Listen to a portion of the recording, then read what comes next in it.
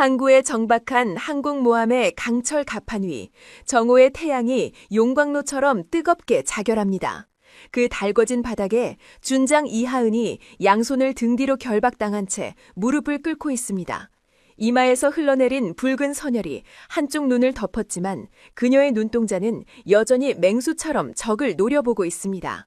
그 앞에는 함대 사령관 장석주 중장이 역겨운 화학 냄새가 진동하는 항공유 주유 호스를 들고 서 있습니다. 그는 차가운 쇠붙이 노즐을 하은의 입안으로 거칠게 쑤셔 넣으며 비릿하게 웃습니다. 네 아비랑 똑같군. 고집스럽고 멍청해. 자, 마셔라. 이 항공유 맛을 보고도 네 그 잘난 입이 계속 떠들 수 있는지 보자. 독한 연료가 식도를 타고 위장으로 쏟아져 들어옵니다. 장기가 타들어가는 듯한 끔찍한 고통에 하은의 몸이 활화처럼 격렬하게 경련합니다. 하지만 저 멀리서 총구가 겨누어진 어머니를 보며 그녀는 짐승 같은 비명을 억지로 삼켜냅니다. 지금 이 치욕은 잠시 후 터져나올 복수를 위한 가장 강력한 연료가 될 것입니다. 본격적인 이야기에 앞서 잠시만요. 좋아요와 구독 꼭 눌러주시고 여러분의 감상을 아래 댓글로 망설임 없이 표현해주세요. 여러분의 응원 하나하나가 저에게는 다음 이야기를 만들 수 있는 가장 큰 원동력이 됩니다. 그리고 지금 어디에서 무엇을 하며 이 이야기를 듣고 계신지 알려주신다면 제게는 더 큰 기쁨이 될 겁니다. 부산으로 향하는 남해고속도로 위 오후 2시의 태양은 마치 이 세상의 모든 수분을 증발시켜버리겠다는 기세로 맹렬하게 타오르고 있습니다. 끝없이 이어진 아스팔트 도로는 지열을 뿜어내며 아지랑이를 피워올리고 그 위를 달리는 자동차들의 타이어는 뜨거운 열기에 녹아내릴 듯 끈적거리는 비명을 지릅니다. 그 고속도로의 한복판에 위치한 휴게소. 에어컨 실외기가 쉴 새 없이 돌아가며 웅웅거리는 기계음을 토해내지만 문을 열고 들어오는 사람들의 등에 업힌 열기를 식히기에는 역부족입니다. 사람들로 북적이는 푸드코트 안은 튀김 냄새, 라면 국물 냄새, 그리고 땀 냄새가 뒤섞여 덥고 습한 공기를 형성하고 있습니다. 그 소란스러운 공간의 가장 구석진 자리. 기름이 튀어 지저분한 테이블 앞에 등산복 차림의 한 여자가 홀로 앉아 있습니다. 그녀, 이하은입니다. 그녀가 입고 있는 등산 점퍼는 색이 바래 원래 무슨 색이었는지 알아보기 힘들 정도로 낡았고 소매 끝은 해져서 실밥이 너덜거립니다. 아무렇게나 묶은 머리카락은 땀에 젖어 이마에 달라붙어 있고 발밑에 놓인 배낭은 흙먼지로 뒤덮여 있습니다. 누가 보더라도 고된 산행을 마치고 내려온 중년의 등산객 혹은 갈 곳이 없어 휴게소를 전전하는 노숙자처럼 보이는 행색입니다. 하은은 나무젓가락을 쪼개어 김이 모락모락 나는 라면을 묵묵히 먹고 있습니다. 후루룩 면발을 빨아들이는 소리조차 주변의 소음에 묻혀 들리지 않습니다. 그녀는 고개를 숙인 채 국물을 들이켜지만 모자챙 아래 감춰진 그녀의 눈동자는 쉬지 않고 주변을 살피고 있습니다. 출입구를 오가는 사람들의 발걸음, 카운터 직원의 손놀림, 그리고 식당 내부에 흐르는 미묘한 공기의 변화까지 그것은 본능입니다. 20년 넘게 특수부대에서 복무하며 뼛속까지 새겨진 맹수의 경계심입니다. 그때였습니다. 휴게소의 자동문이 양옆으로 열리며 바깥의 뜨거운 열풍과 함께 불쾌할 정도로 큰 소음이 안으로 들이닥칩니다. 어이, 김 사장, 내가 말이야, 이번에 그 프로젝트 확실하게 밀어준다니까? 걸걸하고 거친 목소리가 식당 안의 웅성거림을 단숨에 찢어놓습니다. 하은의 젓가락질이 멈춥니다. 그녀는 고개를 들지 않고 눈동자만 살짝 돌려 소리의 진원지를 확인합니다. 3명의 남자가 들어오고 있습니다. 가장 앞장선 남자. 해병대 정복을 입고 있지만 상의 단추는 풀어 헤쳐져 있고 넥타이는 삐뚤어져 있습니다. 붉게 달아오른 얼굴과 풀린 눈동자는 대낮부터 거나하게 취했음을 증명하고 있습니다. 해병대 대령 강동철입니다. 그의 뒤에는 고급 양복을 입었지만 땀을 뻘뻘 흘리는 중년 남성 2명이 굽신거리며 따라옵니다. 군부대 공사를 따내려는 건설업체 사장들입니다. 그들은 강동철의 비위를 맞추느라 연신 허리를 굽히며 아부성 웃음을 터뜨립니다. 아이고, 대령님만 믿습니다. 저희가 이번에 넙치회 자연산으로 아주 기가 막힌 놈을 준비해놨습니다. 회는 됐고 해장이나 좀 하자고. 속이 쓰려 죽겠네. 강동철은 주위를 거만하게 둘러봅니다. 마치 자신이 점령군 사령관이라도 된 듯한 태도입니다. 식사하던 시민들이 그의 시끄러운 목소리에 눈살을 찌푸리지만 군복에 달린 계급장과 험악한 분위기에 눌려 황급히 고개를 돌립니다. 강동철은 빈자리가 많은데도 굳이 사람들이 지나다니는 통로 쪽 테이블에 털썩 주저앉습니다. 의자가 바닥을 긁으며 끼리익 하는 소름 끼치는 소리를 냅니다. 야, 여기 주문 안 받아? 물 안 가져와? 강동철이 테이블을 주먹으로 쾅 내리치며 고함을 지릅니다. 주밤에서 일하던 20살 남짓되어 보이는 앳된 아르바이트생이 깜짝 놀라 뛰어옵니다. 손에는 물통과 컵이 들려있지만 긴장한 탓인지 쟁반 위에서 달그락거리며 위태롭게 흔들립니다. 죄송합니다. 바로 가져왔습니다. 청년이 컵에 물을 따르려는데 손이 미세하게 떨립니다. 강동철의 이글거리는 눈빛이 청년의 얼굴을 쏘아보고 있기 때문입니다. 쪼르륵. 물 한 방울이 컵 밖으로 튀어 강동철의 소매 끝에 아주 살짝 묻습니다. 그 사소한 실수가 화약고에 불을 붙입니다. 이 새끼가! 강동철이 벌떡 일어나며 물컵을 손등으로 쳐버립니다. 챙그랑! 유리컵이 바닥에 떨어져 산산조각이 나고 물이 사방으로 튑니다. 식당 안의 모든 시선이 그들에게 쏠립니다. 정적이 흐릅니다. 너 눈이 삐었어? 어디 감히 대령님 옷에 물을 튀겨? 군대 안 다녀왔어? 빠져가지고. 강동철은 청년의 멱살을 잡으려다 말고 옆에 놓여있던 뜨거운 국밥 그릇을 봅니다. 방금 나온 팔팔 끓고 있는 뚝배기입니다. 옆 테이블 손님이 주문해놓고 잠시 자리를 비운 사이였습니다. 그의 눈에 잔인한 광기가 스칩니다. 정신 못 차리지? 정신 번쩍 들게 해줄까? 강동철은 망설임 없이 끓는 뚝배기를 집어듭니다. 청년의 눈이 공포로 크게 벌어집니다. 안 됩니다 하고 외칠 틈도 없었습니다. 촤악! 붉고 뜨거운 국물이 허공을 가르며 청년의 가슴과 어깨 위로 쏟아집니다. 으아! 아! 청년이 비명을 지르며 바닥에 나뒹굽니다. 살이 익는 냄새와 매콤한 국물 냄새가 순식간에 진동합니다. 청년은 뜨거운 옷을 벗어내려 발버둥지지만 고통 때문에 제대로 움직이지 못하고 바닥을 구릅니다. 주변의 손님들이 비명을 지르며 일어섭니다. 뭐 하는 짓이에요? 사람 잡겠네! 라는 소리가 들려오지만 아무도 선뜻 나서지 못합니다. 미쳐 날뛰는 군인의 기세가 너무나 흉포하기 때문입니다. 강동철은 바닥에서 뒹구는 청년을 내려다보며 킬킬거립니다. 엄살 부리지 마. 뜨거운 물 좀 튀었다고 죽는 소리를 해? 군대 가면 화생방도 하는데 이까짓 거 가지고. 그는 주머니에서 손수건을 꺼내 자신의 소매에 묻은 물 한 방울을 털어내며 혀를 찹니다. 즉, 기분 잡천데. 야, 김 사장, 딴 데 가자. 여기 물이 안 좋다. 그가 몸을 돌려 나가려던 찰나였습니다. 탁! 누군가가 젓가락을 테이블 위에 내려놓는 소리가 들립니다. 크지 않지만 단호하고 묵직한 소리입니다.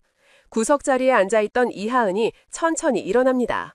낡은 등산복, 헝클어진 머리. 하지만 그녀가 의자를 밀고 일어서는 동작에는 군더더기가 없습니다. 그녀는 쓰러진 청년에게 다가가 상태를 살피는 대신 곧바로 강동철의 앞을 가로막습니다. 사과하십시오. 그녀의 목소리는 낮고 건조합니다. 감정이 섞이지 않은 마치 기계적인 경고음 같습니다. 강동철이 멈칫하며 고개를 돌립니다. 자신의 앞을 가로막은 정체불명의 여자. 그의 시선이 하은의 낡은 등산화에서부터 시작해 흙 묻은 바지, 낡은 점퍼, 그리고 모자 아래로 드러난 무표정한 얼굴까지 훑고 올라갑니다. 강동철의 입가에 비웃음이 걸립니다. 뭐야 이건? 웬 거지 아줌마가 남의 일에 참견이야. 하은은 눈 하나 깜짝하지 않고 강동철의 눈을 똑바로 응시합니다. 군복을 입었으면 그에 맞는 품위를 지키라고 했습니다. 민간인에게, 그것도 어린 학생에게 화풀이하는 게 대령이라는 계급장이 할 짓입니까? 그녀의 말은 전곡을 찌릅니다. 강동철의 얼굴이 수치심과 분노로 더욱 붉게 달아오릅니다. 감히 이런 하찮아 보이는 여자가 내게 훈계질을 해? 강동철이 하은의 코앞까지 다가옵니다. 역겨운 술 냄새가 하은의 코를 찌릅니다. 그는 검지손가락으로 하은의 이마를 툭툭 밉니다. 야, 아줌마, 상황 파악이 안 돼? 네가 뭔데 나한테 이래라 저래라야? 그는 손가락에 힘을 주어 하은의 머리를 뒤로 밀칩니다. 이 꼴 좀 봐라. 산에서 나물 캐다 내려왔어? 아니면 집 없이 떠돌아다니는 노숙자야? 냄새나는 옷 입고 여기서 구걸하다가 뭐 정의의 사도라도 된 것 같아? 그의 말은 칼날이 되어 하은을 찌릅니다.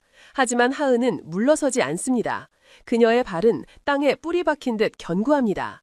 사과하고 치료비를 물어주십시오. 그리고 정중하게 머리 숙여 용서를 비십시오. 하은의 요구는 단호합니다. 강동철은 기가 차다는 듯 헛웃음을 터뜨립니다. 그는 뒤에 서 있는 건설업자들을 돌아보며 동의를 구합니다. 하하하, 야 들었냐? 나보고 사과하랜다. 용서를 빌랜다. 이 미친 아줌마가 더위를 먹어도 단단히 먹었네. 건설업자들이 눈치를 보며 억지로 따라웃습니다. 강동철의 표정이 순식간에 싸늘하게 변합니다. 그는 하은의 멱살을 잡으려 손을 뻗었다가 그녀의 옷이 더럽다는 듯 손을 털어내는 신용을 합니다. 그는 뒷주머니에서 두툼한 가죽 지갑을 꺼냅니다. 돈, 치료비, 그거 달라는 거였어? 그럼 진작 말을 하지. 핑계대지 말고 그냥 국어를 하라고. 강동철은 지갑에서 5만원권 지폐 몇 장과 1,000원짜리 몇 장을 꺼냅니다. 그리고 그것을 하은의 얼굴을 향해 뿌립니다. 휘리릭. 지폐들이 힘없이 허공을 날아다니다 하은의 어깨와 발치에 떨어집니다. 자, 옛다. 치료비하고도 남겠네. 남는 건 가서 소주나 한 병 사 먹고 길바닥에서 자라. 최고의 모욕. 주변의 사람들이 숨을 죽입니다. 저 여자가 울음을 터뜨리거나 달려들어 싸울 것이라고 예상합니다. 하지만 하은은 움직이지 않습니다. 그녀의 시선은 바닥에 떨어진 돈이 아니라 강동철의 오른쪽 가슴에 달린 명찰에 고정되어 있습니다. 해병대 대령 강동철. 그녀는 그 이름을 뇌리에 새깁니다. 10년 전 아버지의 장례식장에서 보았던 수많은 위선자들의 얼굴이 강동철의 얼굴과 겹쳐집니다. 힘없는 자를 짓밟고 권력에 기생하며 살아가는 기생충들. 하은의 주먹이 주머니 속에서 하얗게 질리도록 꽉 쥐어집니다. 지금 당장이라도 저놈의 텁주가리를 날려버리고 관절을 꺾어버릴 수 있습니다. 그녀의 살인 기술이라면 3초 안에 이 남자를 제압할 수 있습니다. 하지만 지금은 아닙니다. 그녀는 억지로 주먹을 풉니다. 여기서 폭력을 쓰면 그녀의 정체가 드러나고 더 큰 계획인 장석주 중장을 잡는 일에 차질이 생깁니다. 하은은 천천히 허리를 숙입니다. 그녀는 바닥에 떨어진 지폐를 한 장 한 장 줍습니다. 강동철이 그 모습을 보며 낄낄거립니다. 그래, 그렇지. 자존심이 밥 먹여주나. 돈이 최고지. 싹싹 긁어 모아라. 아유, 착하다. 그는 하은의 등을 군홧발로 툭 칩니다. 다 주었으면 꺼져. 내 눈앞에 띄지 마라. 다음에 또 보이면 그땐 진짜 헌병 불러서 쓰레기 무단투기로 널 치워버릴 테니까. 하은은 돈을 주어 흙을 턴 뒤 쓰러져 신음하는 아르바이트생의 주머니에 조용히 넣어줍니다. 그리고 강동철을 향해 고개를 줍니다. 모자챙 아래 그녀의 눈빛이 순간적으로 번뜩입니다. 기억해두지, 강동철 대령. 뭐? 내 이름을 불러? 이년이! 강동철이 화를 내며 손을 들어 올리려 할 때 하은은 이미 등을 돌려 인파 속으로 사라지고 있습니다. 그녀의 걸음걸이는 노숙자의 것이 아닙니다. 빠르고 은밀하고 결단력 있는 전사의 걸음입니다. 강동철은 찜찜한 기분에 바닥에 침을 뱉습니다. 재수 없는 년, 아침부터 똥 밟았네. 가자. 그는 다시금 큰 소리로 떠들며 식당을 나갑니다. 하지만 그는 모르고 있습니다. 자신이 방금 모욕하고 짓밟은 그 거지 아줌마가 내일 자신의 목숨줄을 쥐고 흔들 저승사라는 사실을. 식당 밖 뜨거운 태양 아래 하은은 주차장 구석의 그늘에 몸을 숨깁니다. 그녀는 품 안에서 낡은 스마트폰을 꺼냅니다. 카메라 렌즈가 줌인되며 강동철이 건설업자들에게서 검은색 서류 가방을 건네받는 장면을 정확하게 포착합니다. 찰칵, 찰칵. 뇌물 수수 현장 확보. 하은의 입가에 차가운 미소가 번집니다. 강동철, 네가 던진 그 돈, 내일 네 목을 조르는 밧줄이 될 거야. 그녀는 배낭을 고쳐매고 뜨거운 아스팔트 위를 걸어갑니다. 그녀의 그림자가 길게 늘어져 마치 굶주린 용이 먹잇감을 노려보는 듯한 형상을 만들어냅니다. 복수는 이미 시작되었습니다. 휴게소 건물의 긴 그림자가 주차장 뒤편의 후미진 구석을 검게 덮고 있습니다. 오후의 태양은 여전히 뜨겁지만 이곳 쓰레기 분리수거장 근처에는 악취와 함께 서늘한 음기가 감돕니다. 하은은 낡은 배낭을 한쪽 어깨에 맨 채 음식물 쓰레기통 뒤에 몸을 숨깁니다. 파리가 윙윙거리며 그녀의 얼굴 주위를 맴돌지만 그녀는 미동조차 하지 않습니다. 20년 전 갯벌 진흙 속에 파묻혀 사흘 밤낮을 기다리던 매복 훈련에 비교하면 이 정도 악취는 향수나 다름없습니다. 그녀의 호흡은 얕고 고요하며 존재감은 주변의 쓰레기 더미 속에 완벽하게 녹아들어 있습니다. 그녀의 시선은 20m 전방, 주차장 가장자리 덤블숲에 주차된 강동철 대령의 세단에 고정되어 있습니다. 잠시 후 식당에서 함께 나왔던 건설업체 사장 2명이 땀을 뻘뻘 흘리며 차 트렁크 쪽으로 다가옵니다. 그들은 주위를 두리번거리며 눈치를 살피더니 품 안에서 묵직해 보이는 007 가방 하나를 꺼냅니다. 검은색 가죽 가방입니다. 햇빛을 받아 번들거리는 가방 표면이 마치 탐욕스러운 뱀의 가죽처럼 보입니다. 강동철이 트렁크 앞에 서서 거만하게 손짓합니다. 빨리빨리 안 움직여. 누가 보면 어쩌려고. 사장 중 한 명이 굽신거리며 가방을 강동철에게 건넵니다. 강동철은 가방을 받아들자마자 잠금 장치를 엽니다. 달칵 경쾌한 금소금이 하은의 귀에 포착됩니다. 가방이 열리고 그 안에서 누런색 띠지로 묶인 5만 원권 지폐 뭉치가 벽돌처럼 꽉 채워져 있는 모습이 드러납니다. 강동철의 입꼬리가 귀에 걸릴 듯이 찢어집니다. 그는 손가락에 침을 묻혀 지폐의 감촉을 확인하고는 만족스러운 듯 가방을 닫고 트렁크 깊숙한 곳에 처박습니다. 좋아. 이번 군관사 리모델링 입찰 자네들이 1순위야. 내 말만 믿어. 감사합니다. 대령님 은혜는 죽어서도 잊지 않겠습니다. 그들의 추악한 거래가 이루어지는 순간 하은의 손에 들린 스마트폰 카메라 렌즈가 조용히 그 장면을 포착합니다. 그녀는 셔터 소리를 죽인 채 연속 촬영 모드로 그들의 얼굴, 돈가방, 그리고 차량 번호판까지 낱낱이 기록합니다. 줌인된 화면 속 강동철의 탐욕스러운 표정은 그 어떤 증거보다 확실한 유죄의 증명입니다. 강동철, 뇌물수수, 입찰 비리, 직권 남유, 이걸로 별 하나는 확실히 떨어지겠군. 하은은 스마트폰을 주머니에 넣으며 차갑게 중얼거립니다. 하지만 그녀의 직감은 말하고 있습니다. 이것은 꼬리일 뿐이라고. 강동철 같은 단순 무식한 인간이 혼자서 이 모든 판을 짰을 리 없습니다. 그 뒤에는 더 거대하고 더 교활한 그림자가 숨어 있을 것입니다. 그녀는 조용히 그림자 속으로 물러나 휴게소의 반대편 출구로 빠져나갑니다. 2시간 후 부산의 구도심, 가파른 언덕 위에 다닥다닥 붙어있는 낡은 판자촌, 미로처럼 얽힌 골목길을 지나 하은은 허름한 옥탑방 앞에 멈춰섭니다. 페인트가 벗겨진 철문과 녹슨 방범창, 대한민국 해군 특수전전단의 전설적인 지휘관이자 현역 준장이 머무는 곳이라기에는 너무나도 초라한 은신처입니다. 끽! 녹슨 경첩 소리를 내며 문이 열립니다. 방 안은 어둡고 습합니다. 곰팡이 냄새가 코를 찌르지만 하은은 익숙한 듯 불을 켜지 않고 안으로 들어섭니다. 그녀는 낡은 등산복을 벗어던지고 벽에 걸린 수건으로 땀을 닦아냅니다. 거울 속에 비친 그녀의 몸, 곳곳에 남겨진 흉터들이 그녀가 살아온 치열한 전장을 말해주고 있습니다. 칼의 베인 자국, 총알이 스치고 지나간 화상 자국. 하지만 그 어떤 상처도 그녀의 눈동자에 서린 차가운 분노만큼 깊지는 않습니다. 하은은 방 한 구석, 낡은 냉장고 2편에 바닥장판을 들어올립니다. 시멘트 바닥을 파내어 만든 작은 공간, 그곳에 최신형 생체인식 금고가 매립되어 있습니다. 이 초라한 방과 전혀 어울리지 않는 최첨단 보안 장비입니다.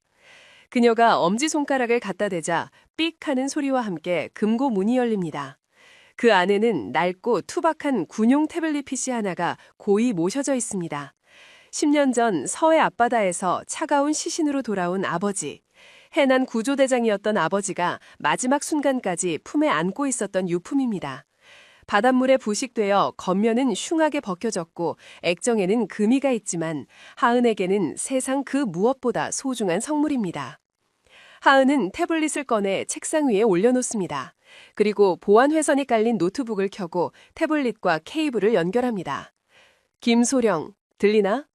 그녀가 인이어 이어폰을 꽂으며 낮게 부릅니다. 네, 느님, 아니 사령관님, 대기하고 있었습니다. 수화기 너머에서 들려오는 젊은 남자의 목소리, 해군 정보부대 소속이자 천재적인 해커 김지훈 소령입니다.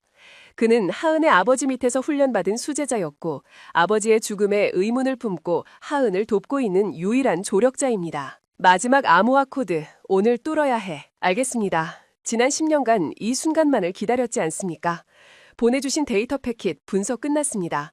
지금 바로 접속 시도하겠습니다. 노트북 화면에 복잡한 코딩 언어들이 폭포수처럼 쏟아져 내립니다. 태블릿 화면에 붉은색 잠금 아이콘이 깜빡거립니다. 경고, 데이터 손상이 심각합니다. 강제 해독 시 데이터가 영구 소실될 수 있습니다. 김지훈의 긴장된 목소리가 들려옵니다. 서령관님, 리스크가 큽니다. 아버님이 남기신 마지막 블랙박스 파일입니다. 실패하면 영영 복구할 수 없습니다. 진행할까요? 하은은 태블릿에 깨진 액정을 손가락으로 쓸어내립니다. 차가운 유리의 감촉. 10년 전 영안실에서 만졌던 아버지의 차가운 손이 떠오릅니다. 진행해. 진실을 모른 채 사는 건 죽은 것과 같아. 알겠습니다. 엔터키 누릅니다. 탁. 엔터키를 누르는 소리와 함께 화면의 진행바가 천천히 차오르기 시작합니다. 10%, 30%, 50%. 밤 안에 공기가 무겁게 가라앉습니다. 하은의 심장박동 소리가 시계 초침 소리처럼 귓가에 울립니다. 낡은 선풍기가 덜덜거리며 돌아가지만 그녀의 등줄기에 흐르는 식은땀을 식혀주지는 못합니다. 90%, 99%, 띠링, 암호 해독 완료. 오디오 파일을 재생합니다. 성공입니다. 하은은 떨리는 손으로 볼륨을 높입니다. 치지직, 치직. 거친 노이즈 소리가 먼저 방안을 채웁니다. 그리고 물속에서 들리는 듯한 꼬르륵거리는 기포 소리와 거친 숨소리가 들려옵니다. 여기는 구조대장 이태석 아버지의 목소리입니다. 10년 만에 듣는 그 그리운 목소리. 하지만 그 목소리는 평소의 듬직함 대신 극한의 공포와 절박함으로 가득 차 있습니다. 산소가 5분 남았다. 지원은 오지 않는다. 하은이 입술을 깨뭅니다. 눈물이 핑 돌지만 억지로 참아냅니다. 이건 사고가 아니다. 놈들이 위에서 줄을 끊으려 한다. 줄을 끊는다. 단순한 잠수 사고가 아니었습니다. 누군가가 고의로 생명줄인 공기 공급 호스를 절단했다는 뜻입니다. 장석주, 함대 작전 참모 장석주. 그 이름이 나오는 순간 하은의 뇌리에 벼락이 칩니다. 현재 해군 작전 사령관이자 대한민국 해군 서열 3위인 장석주 중장. 10년 전 아버지가 투입된 구조작전의 현장 지휘관이었던 자. 당시 그는 거센 조류 때문에 장비가 파손되어 발생한 안타까운 순직이라고 발표하며 거짓 눈물을 흘렸습니다. 아버지의 목소리가 계속됩니다. 장석주가 무기를 빼돌리고 있다. 러시아산 잠수함 부품을 제3국으로 밀수출하는 걸 내가 봤어. 그 증거가 2번 컨테이너에. 치지직. 갑자기 둔탁한 금소금이 들립니다. 텅 하는 소리와 함께 날카로운 마찰음. 안 돼, 끊지 마, 줄 끊지 마. 으악! 아버지의 비명, 그리고 물이 쏟아져 들어오는 꼬르륵 소리. 하은아, 미안하다, 살아라, 부디. 녹음은 거기서 끊깁니다. 뚝! 방 안에는 다시 낡은 선풍기 돌아가는 소리만이 남습니다. 하은은 의자에 털썩 주저앉습니다. 온몸의 피가 거꾸로 솟구치는 듯한 현기증. 슬픔보다 더 거대한 뜨겁고 시뻘건 분노가 가슴속에서 폭발합니다. 그녀는 두 손으로 얼굴을 감싸줍니다. 아빠, 10년 동안 사고사인 줄 알았습니다. 국가를 위해 헌신하다 명예롭게 간 줄 알았습니다. 그래서 슬퍼도 자랑스럽게 생각했습니다. 그런데 살해당한 것이었습니다. 그것도 가장 믿었던 상관, 전우라고 불렀던 자의 손에 의해 차가운 바닷속에서 질식사당한 것입니다. 김지훈 소령의 목소리가 떨려옵니다. 사령관님, 장석주 중장이 범인입니까? 하은이 천천히 고개를 듭니다. 그녀의 눈에서 흘러던 눈물은 이미 말라버렸습니다. 그 자리에는 지옥불보다 더 뜨거운 복수의 화염이 타오르고 있습니다. 그녀는 두 손으로 얼굴을 감싸줍니다. 아빠, 10년 동안 사고사인 줄 알았습니다. 국가를 위해 헌신하다 명예롭게 간 줄 알았습니다.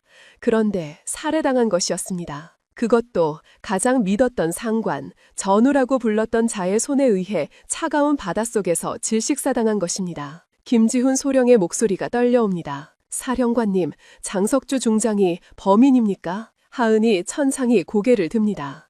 그녀의 눈에서 흐르던 눈물은 이미 말라버렸습니다. 그 자리에는 지옥불보다 더 뜨거운 복수의 화염이 타오르고 있습니다. 강동철은 피라미드였어. 진짜 괴물은 장석주였어. 하은은 책상 위에 놓인 아버지의 태블릿을 어루만집니다. 차가운 화면 위로 그녀의 손길이 스쳐 지나갑니다. 기다려, 아빠.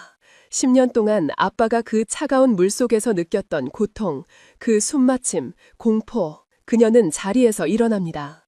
의자가 뒤로 밀리며 날카로운 소리를 냅니다. 장석주에게 똑같이 돌려줄게.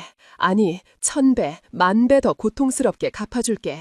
그놈의 폐에 공기 대신 뜨거운 난물을 부어서라도 죄를 자백하게 만들 거야. 하은은 벽장 속에 숨겨두었던 하얀색 제복 상자를 꺼냅니다. 내일은 그녀의 취임식입니다. 준장 진급 신고식을 하는 날, 그리고 그녀의 아버지를 죽인 원수들이 모두 모이는 날, 그녀는 상자를 엽니다. 눈부시게 하얀 해군 제복, 어깨 위에 빛나는 금빛 별 하나. 이 별은 이제 명예의 상징이 아닙니다. 그것은 복수를 위한 면허증이자 악마들을 처단할 사형 집행인의 배지입니다. 김소령, 내일 작전 준비해. 하은의 목소리는 이제 완벽한 지휘관의 톤으로 돌아와 있습니다. 네, 명령만 내려주십시오. 내일 취임식장은 피바다가 될 거야. 그놈들의 더러운 피로 내 별을 닦을 거다. 창밖으로 붉은 노을이 지고 있습니다. 부산 앞바다가 핏빛으로 물들어갑니다. 마치 내일 닥쳐올 폭풍을 예고하듯 파도 소리가 거칠게 옥탑방의 창문을 때립니다. 하은은 제복을 입습니다. 거울 속에 비친 그녀는 더 이상 초라한 등산객이 아닙니다. 바다의 분노를 머금은 피의 여신이 그곳에 서 있습니다. 진해 해군기지의 아침은 유난히 밝고 투명합니다. 군항의 푸른 바다 위로 쏟아지는 아침 햇살은 수면에 부딪혀 수천 개의 다이아몬드처럼 부서지고 항구에 정박한 거대한 군함들은 위용을 뽐내며 출렁이는 파도에 몸을 맡기고 있습니다. 갈매기들의 울음소리가 평화롭게 들려오는 겉모습과는 달리 기지 중앙에 위치한 대강당안은 팽팽한 긴장감과 억눌린 흥분으로 가득 차 있습니다. 수백 명의 해군 장교들이 오와 열을 맞춰 자리에 앉아 있습니다. 그들이 입은 하얀색 하정복은 눈이 시릴 정도로 깨끗하고 어깨에 달린 계급장과 가슴에 폐용된 훈장들은 조명을 받아 번쩍입니다. 강당 안은 왁스칠한 바닥 냄새, 빳빳하게 다림질된 섬유 냄새, 그리고 수백 명의 사내들이 뿜어내는 스킨 냄새와 땀 냄새가 뒤섞여 묘한 중압감을 만들어내고 있습니다. 에어컨이 가동되고 있지만 수많은 인파가 뿜어내는 열기를 식히기에는 역부족인 듯 공기는 묵직하고 덥습니다. 단상 바로 앞 고위 영관급 장교들이 앉아 있는 VIP석. 그곳에 강동철 대령이 다리를 꼬고 앉아 있습니다. 어제 휴게소에서의 추태는 기억조차 나지 않는다는 듯 그의 정복은 칼같이 다려져 있고 구두는 파리가 낙상할 정도로 반짝거립니다. 하지만 자세히 보면 그의 눈은 충혈되어 있고 이마에는 식은땀이 송골송골 맺혀 있습니다. 어젯밤 늦게까지 건설업자들에게 받은 뇌물로 유흥을 즐기느라 숙취가 채 가시지 않은 탓입니다. 강동철은 옆자리에 앉은 동기생 박 대령의 옆구리를 팔꿈치로 쿡 찌르며 입을 엽니다. 그의 목소리는 속은 거인다고는 하지만 워낙 성량이 커서 주변 사람들이 다 들을 정도입니다. 야, 박 대령, 너 내 말 좀 들어봐라. 어제 내가 휴게소에서 아주 기가 막힌 꼴을 봤다니까? 박 대령이 점잖게 헛기침을 하며 주의를 주려 하지만 강동철은 아랑곳하지 않습니다. 그는 어제 있었던 일을 자신의 입맛대로 왜곡하며 무용담처럼 늘어놓기 시작합니다. 웬 미친 아줌마 하나가 나한테 시비를 걸더라고. 꼴은 딱 노숙자인데 눈빛은 무슨 독립투사라도 되는 줄 아나 봐. 내가 국밥 한 그릇 사 먹으라고 돈을 좀 던져줬더니 자존심은 있는지 눈을 부라리는데? 진짜 가관이더라. 강동철은 낄낄거리며 자신의 배를 두드립니다. 그래서 내가 그랬지. 아줌마 여기서 이러지 말고 가서 빈병이나 주우쇼 하고 말이야. 그랬더니 꼬리를 내리고 돈을 주섬주섬 줍더라고. 역시 돈 앞에서는 장사 없지? 안 그러냐? 주변에 앉아있던 몇몇 중령들이 눈치를 보며 억지 웃음을 터뜨립니다. 그들은 강동철이 장석주 중장의 비호를 받는 실세라는 것을 알기에 그의 비위를 맞추느라 여념이 없습니다. 역시 대령님 카리스마는 못 당합니다. 그 아줌마 임자 제대로 만났네요. 그럼 군인이 기세가 있어야지. 민간인들한테 얕잡아 보이면 군대가 아니야. 강동철은 으스대며 목에 낀 단추를 살짝 풉니다. 답답한 듯 연신 부채질을 해대는 그의 손목에는 건설업자에게 선물 받은 명품 금시계가 번쩍이고 있습니다. 화제는 자연스럽게 오늘 취임하는 신임 사령관에게로 넘어갑니다. 박 대령이 조심스럽게 묻습니다. 그나저나 강대령, 신임 특수전 전단장이 누군지 들었어? 소문이 무성하던데. 강동철이 코웃음을 칩니다. 소문? 무슨 소문? 뭐 대단한 놈이라도 온대? 아니, 그게 아니라 여자라는 소문이 있어. 뭐? 여자? 강동철의 눈이 휘동그레집니다. 그리고 이내 강당이 떠나갈 듯한 비웃음을 터뜨립니다. 푸하하, 야, 농담하지 마. 여기가 어디야? 특수전 전단이야. UDT C1이라고. 대한민국에서 제일 빡센 부대에 여자가 사령관으로 온다고? 미쳤어? 걸스카우트 캠핑장인 줄 알아? 그의 목소리가 너무 커서 앞줄에 앉아있던 장군들이 눈살을 찌푸리고 뒤를 돌아볼 정도입니다. 하지만 강동철은 개의치 않습니다. 만약 진짜 여자라면 뻔하지. 어디 위쪽 영감님들한테 애교 좀 떨어서 별 달았겠지. 아니면 뭐 할당제니 뭐니 해서 구색 맞추기로 꽂아 넣었거나. 강동철의 입에서 나오는 말들은 천박하기 그지없습니다. 여성 군인에 대한 편견과 비하가 섞인 그의 언어는 듣는 이들의 귀를 의심하게 만듭니다. 잘 봐라. 이따가 단상에 올라오는 꼴을 보면 알겠지만 딱 움직이는 꽃병일 거야. 예복 입고 폼이나 잡다가 훈련 나가면 힘들다고 징징 짜겠지. 안 봐도 비디오다. 그는 마치 자신이 모든 것을 꿰뚫어 보고 있다는 듯 거만하게 다리를 꼬고 앉아 구두코를 까딱거립니다.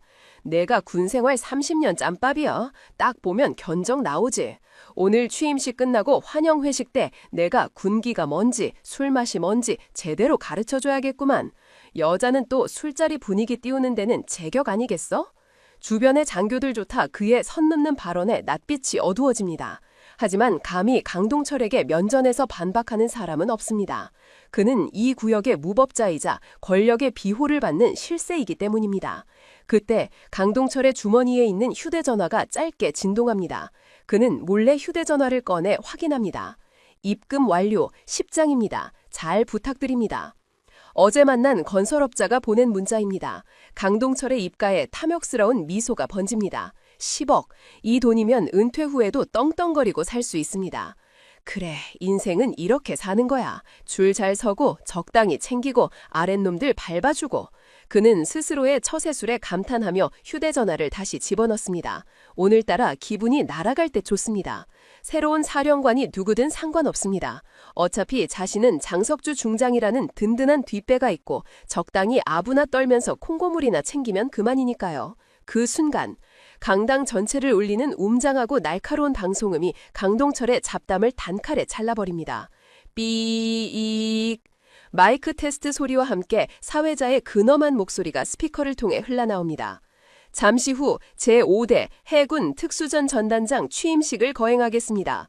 장내에 계신 모든 지휘관 및 참모 여러분은 자리를 정돈해 주시기 바랍니다.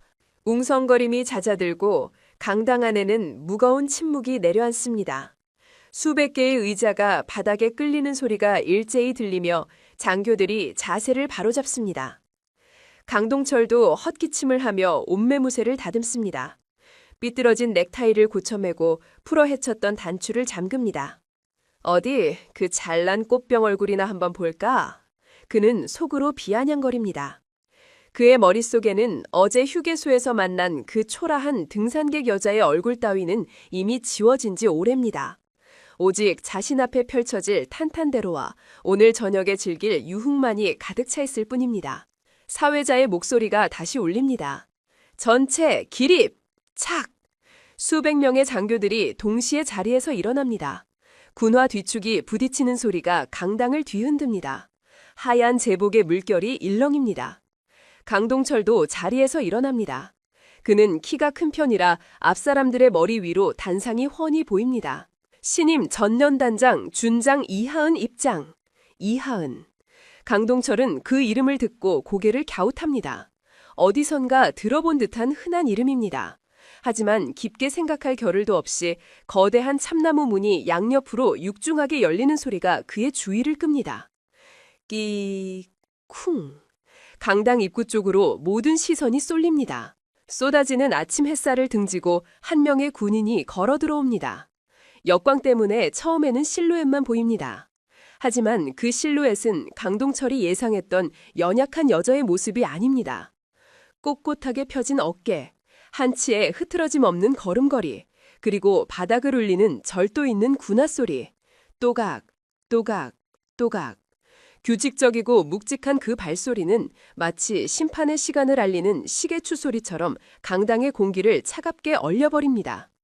걸어 들어오는 인물이 단상 쪽으로 가까워지며 조명을 받아 그 모습이 서서히 드러나기 시작합니다. 눈이 부시게 하얀 정복, 왼쪽 가슴을 가득 채운 실전 경험을 증명하는 수많은 훈장과 약장들, 그리고 무엇보다 양쪽 어깨 위에서 황금빛으로 찬란하게 빛나는 별, 준장 계급장입니다. 강동철은 하품을 참으며 곁눈질로 신임 사령관의 얼굴을 쳐다봅니다. 어디 얼마나 예쁘장하게 생겼나 보자는 심산입니다. 그리고 그 순간 강동철의 심장이 털컥 하고 바닥으로 떨어지는 것 같은 충격을 느낍니다. 그의 동공이 지진이라도 난 듯 격렬하게 흔들리기 시작합니다.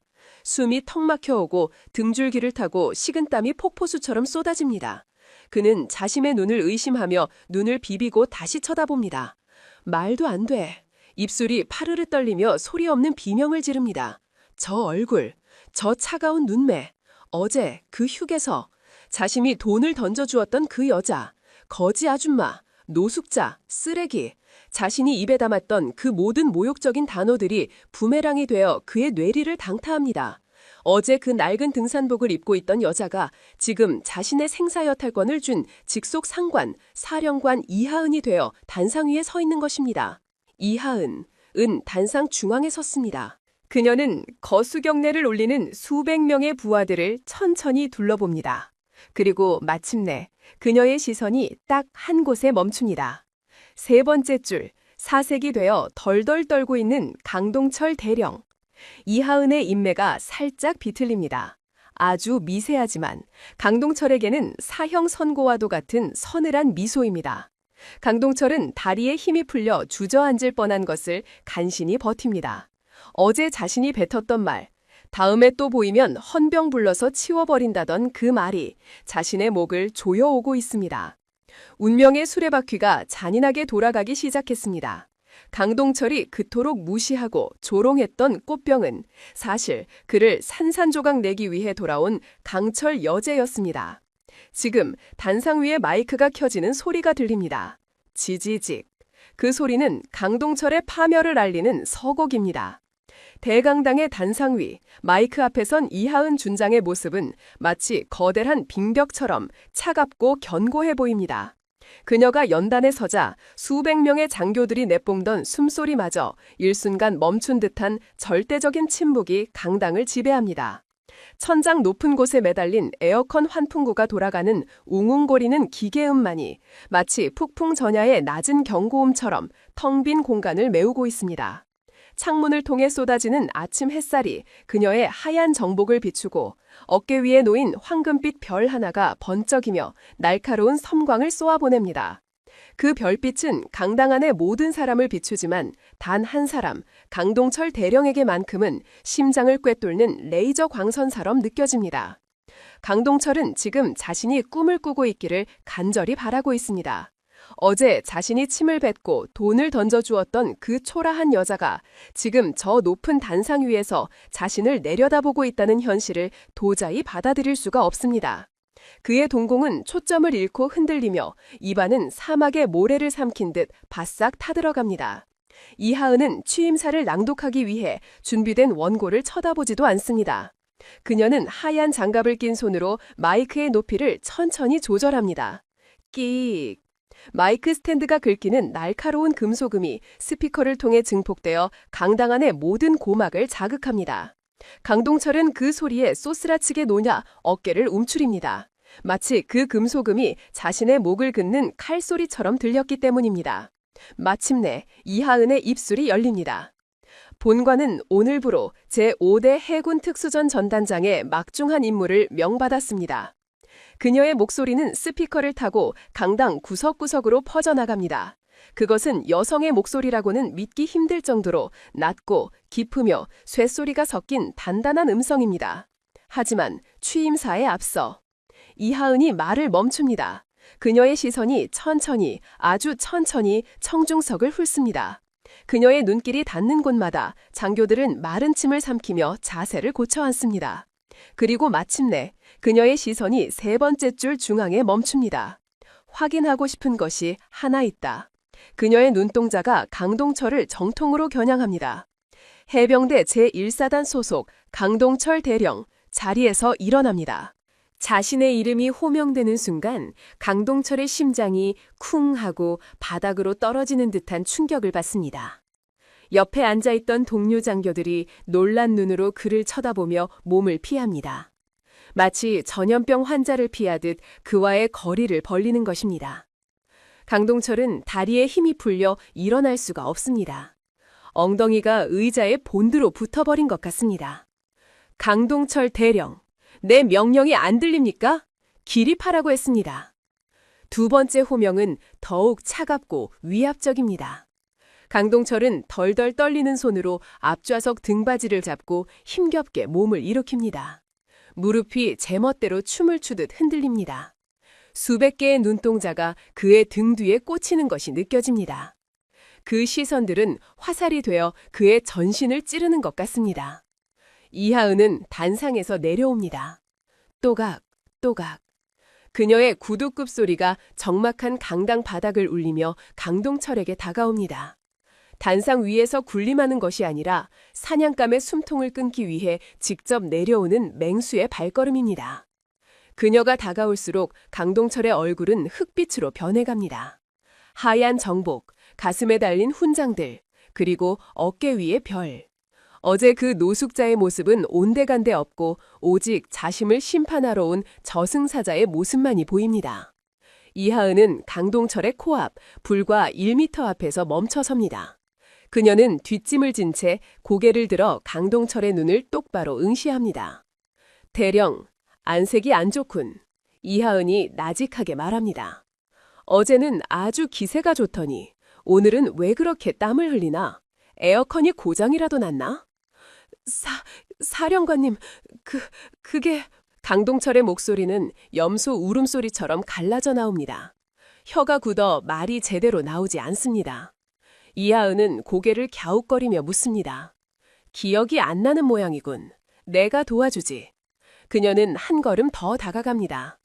어제 오후 2시, 남해고속도로 휴게소. 그녀의 입에서 시간과 장소가 나오자 강동철은 숨이 턱 막힙니다. 자네는 나에게 이렇게 말했지. 이봐 아줌마, 냄새나는 옷 입고 여기서 구걸하지 말고 꺼져. 재수없게 똥 밟았네. 강당 안이 술렁거리기 시작합니다. 장교들이 경악하여 서로를 쳐다봅니다.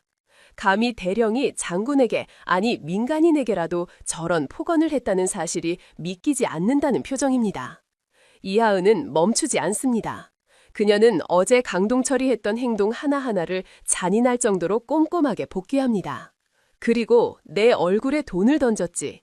치료비나 하고 남는 돈으로 소주나 사 먹으라고. 내 말이 틀렸나? 죽을 죄를 지었습니다.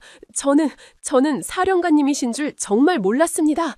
제발 한 번만 살려주십시오. 강동철이 바닥에 무릎을 꿇으려 하자 이하은이 차가운 목소리로 제지합니다. 서 있어.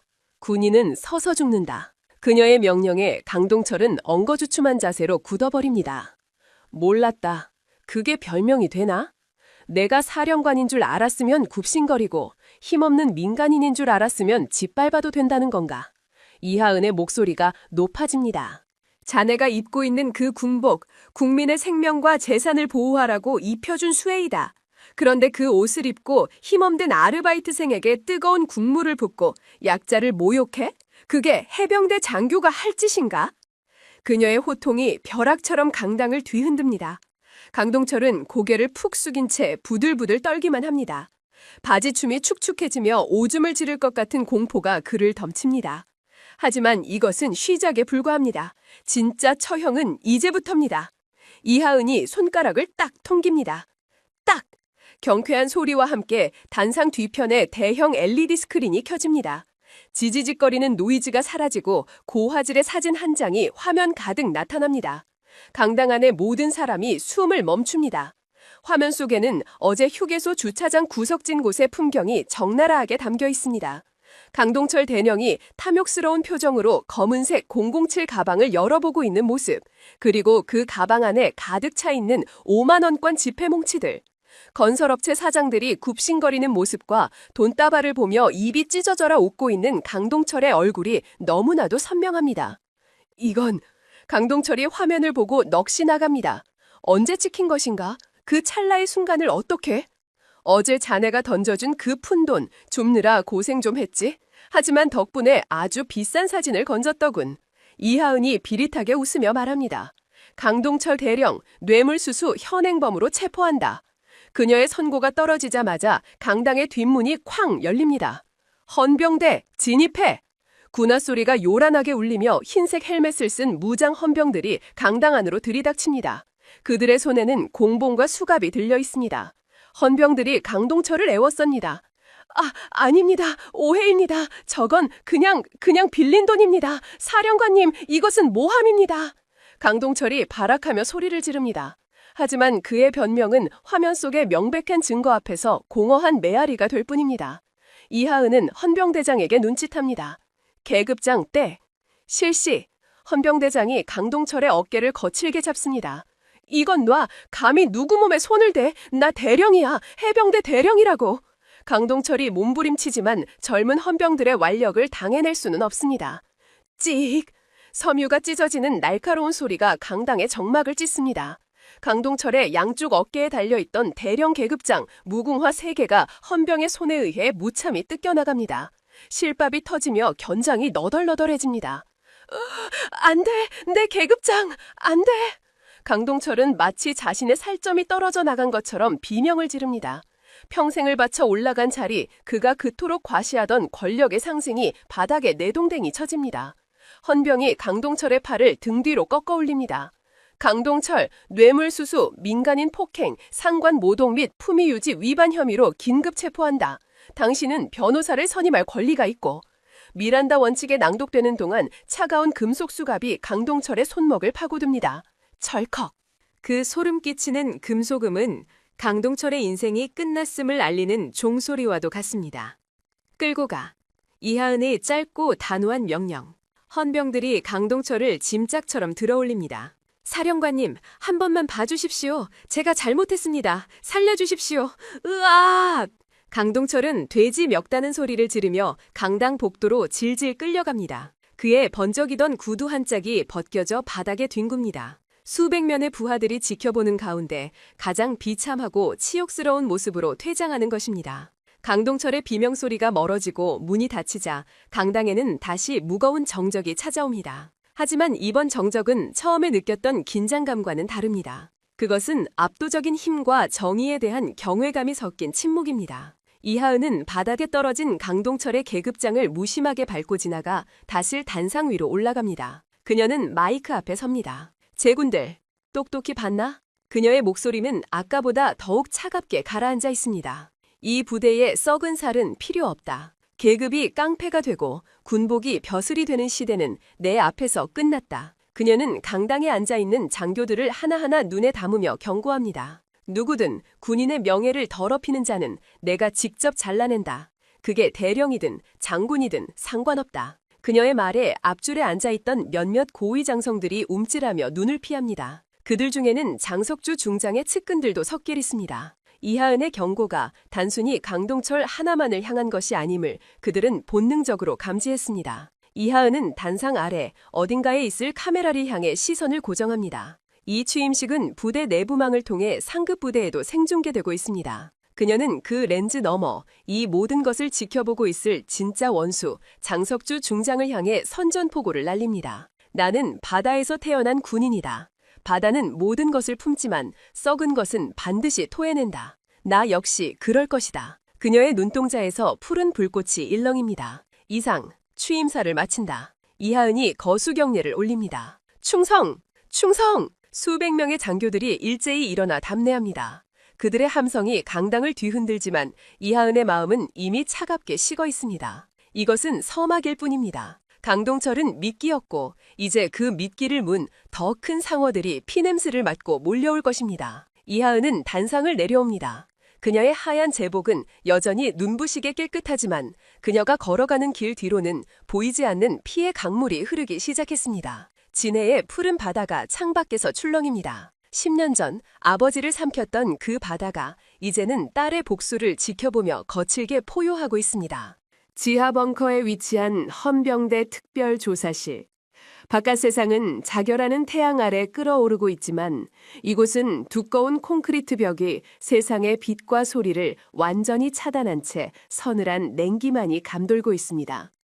천장에 매달린 형광등 하나가 불안하게 깜빡거리며 취조실 중앙에 놓인 강철 테이블 위로 창백한 빛을 토해냅니다. 그 테이블 너머 어제까지만 해도 대령 계급장을 달고 거들먹거리던 강동철이 죄수복을 입은 채 웅크리고 앉아 있습니다. 하루 만에 그는 10년은 늙어버린 듯합니다. 헝클어진 머리카락, 핏기 없는 얼굴, 그리고 수갑이 채워진 손목을 감싸쥐고 떠는 모습은 그가 휴게소에서 보여주었던 그 오만함이 얼마나 얇은 껍데기였는지를 적나라하게 보여줍니다. 철컥. 육중한 철문이 열리고 이하은 준장이 들어옵니다. 그녀는 화려한 예복 대신 실전적인 흑복으로 갈아입은 상태입니다. 그녀가 걸음을 옮길 때마다 군화굽 소리가 좁은 취조실 벽을 타고 울리며 강동철의 심장을 조여옵니다. 하은은 말없이 의자를 끌어당겨 강동철의 맞은편에 앉습니다. 그녀는 테이블 위에 스마트폰 하나를 올려놓습니다. 화면에는 어제 강동철이 돈가방을 받던 사진이 띄워져 있습니다. 강동철. 하은의 목소리는 낮고 건조합니다. 네가 챙긴 그 10억, 네 주머니로 다 들어갔나? 강동철은 고개를 들지 못하고 입술만 달달 떱니다. 사령관님, 저는 정말... 거짓말은 하지 마. 이미 계좌 추적은 끝났어. 네 명의로 된 차명 계좌에서 돈이 세탁되어 어딘가로 흘러가더군. 하은은 상체를 앞으로 숙여 강동철과의 거리를 좁힙니다. 그녀의 그림자가 강동철을 완전히 덮어버립니다. 혼자 죽을 건가? 뇌물수수, 횡령, 액수가 커서 최소 15년형이야. 군 교도소에서 썩다가 늙어 죽고 싶어? 15년. 강동철의 눈동자가 흔들립니다. 하지만 만약 협조한다면 정상 참작의 여지는 있겠지. 꼬리가 아니라 몸통을 불어. 하은의 회유에 강동철이 마른 침을 삼킵니다. 그는 겁에 질린 눈으로 천장에 달린 CCTV를 힐끔거립니다.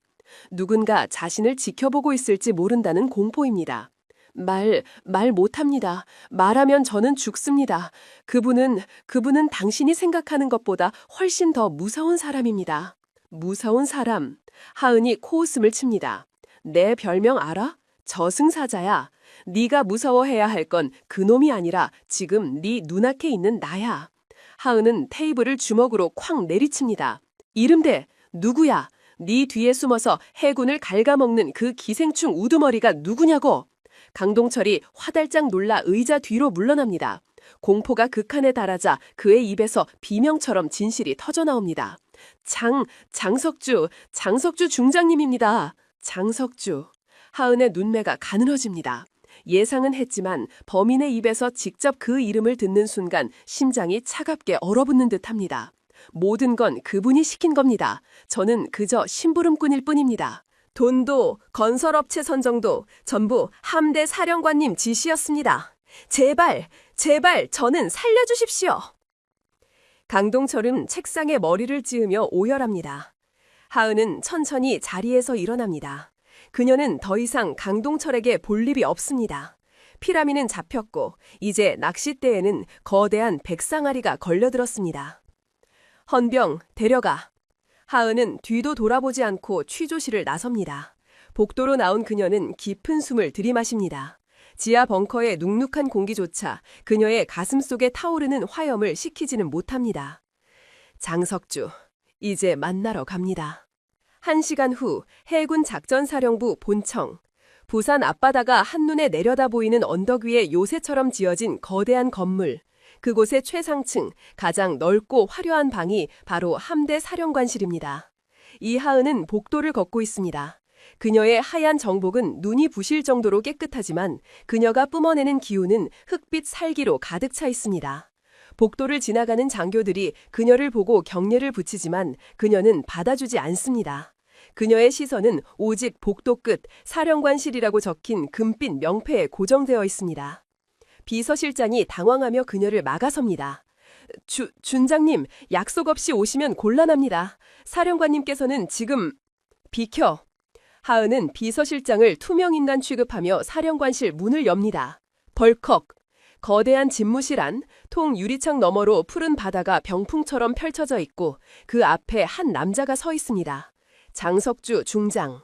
대한민국 해군의 실세, 10년 전 하은의 아버지 이태석 완사의 생명줄을 끊어버린 살인자.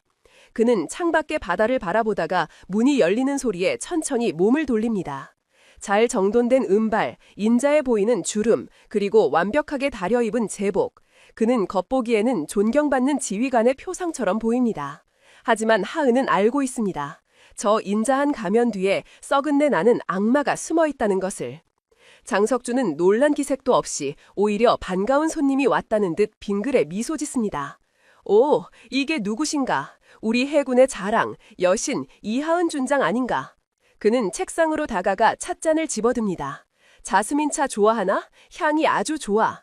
하은은 문을 닫고 성큼컹큼 걸어 들어갑니다. 그녀는 소파에 앉으라는 권유도 무시하고 장석주의 책상 앞에 꼿꼿이 섭니다. 차 마시러 온 거 아닙니다, 중장님. 하은의 목소리에는 날이 서 있습니다. 장석주는 여유롭게 차를 한 모금 마시고는 소파에 깊숙이 몸을 파묻습니다. 성격 급한 건 아비를 쏙 빼닮았구만. 이태석 원사, 참 아까운 인재였지. 아, 10년 전이었나? 그 거친 파도 속에서 부하들을 구하려다. 쯧쯧, 정말 안타까운 사고였어. 내가 그때 현장 지휘관으로서 얼마나 가슴이 아팠는지 아나? 장석주는 가증스럽게도 슬픈 표정을 짓습니다. 거짓된 애도, 역겨운 위선. 하은은 위액이 역류하는 것을 느낍니다. 사고라고 하셨습니까? 하은이 낮게 으르렁거립니다. 제 아버지는 사고로 돌아가신 게 아닙니다.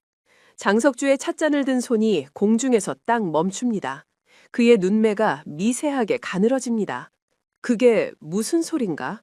누군가 고의로 공기 호스를 절단했습니다. 아버지는 구조 작업을 하던 게 아니라 당신들이 빼돌리려던 무기 컨테이너를 목격했기 때문에 수장당한 겁니다. 하은은 돌직구를 던집니다. 더 이상 숨길 필요도 돌려 말할 필요도 없습니다. 집무실 안에 무거운 침묵이 흐릅니다. 에어컨 돌아가는 소리마저 들리지 않을 정도로 팽팽한 긴장감.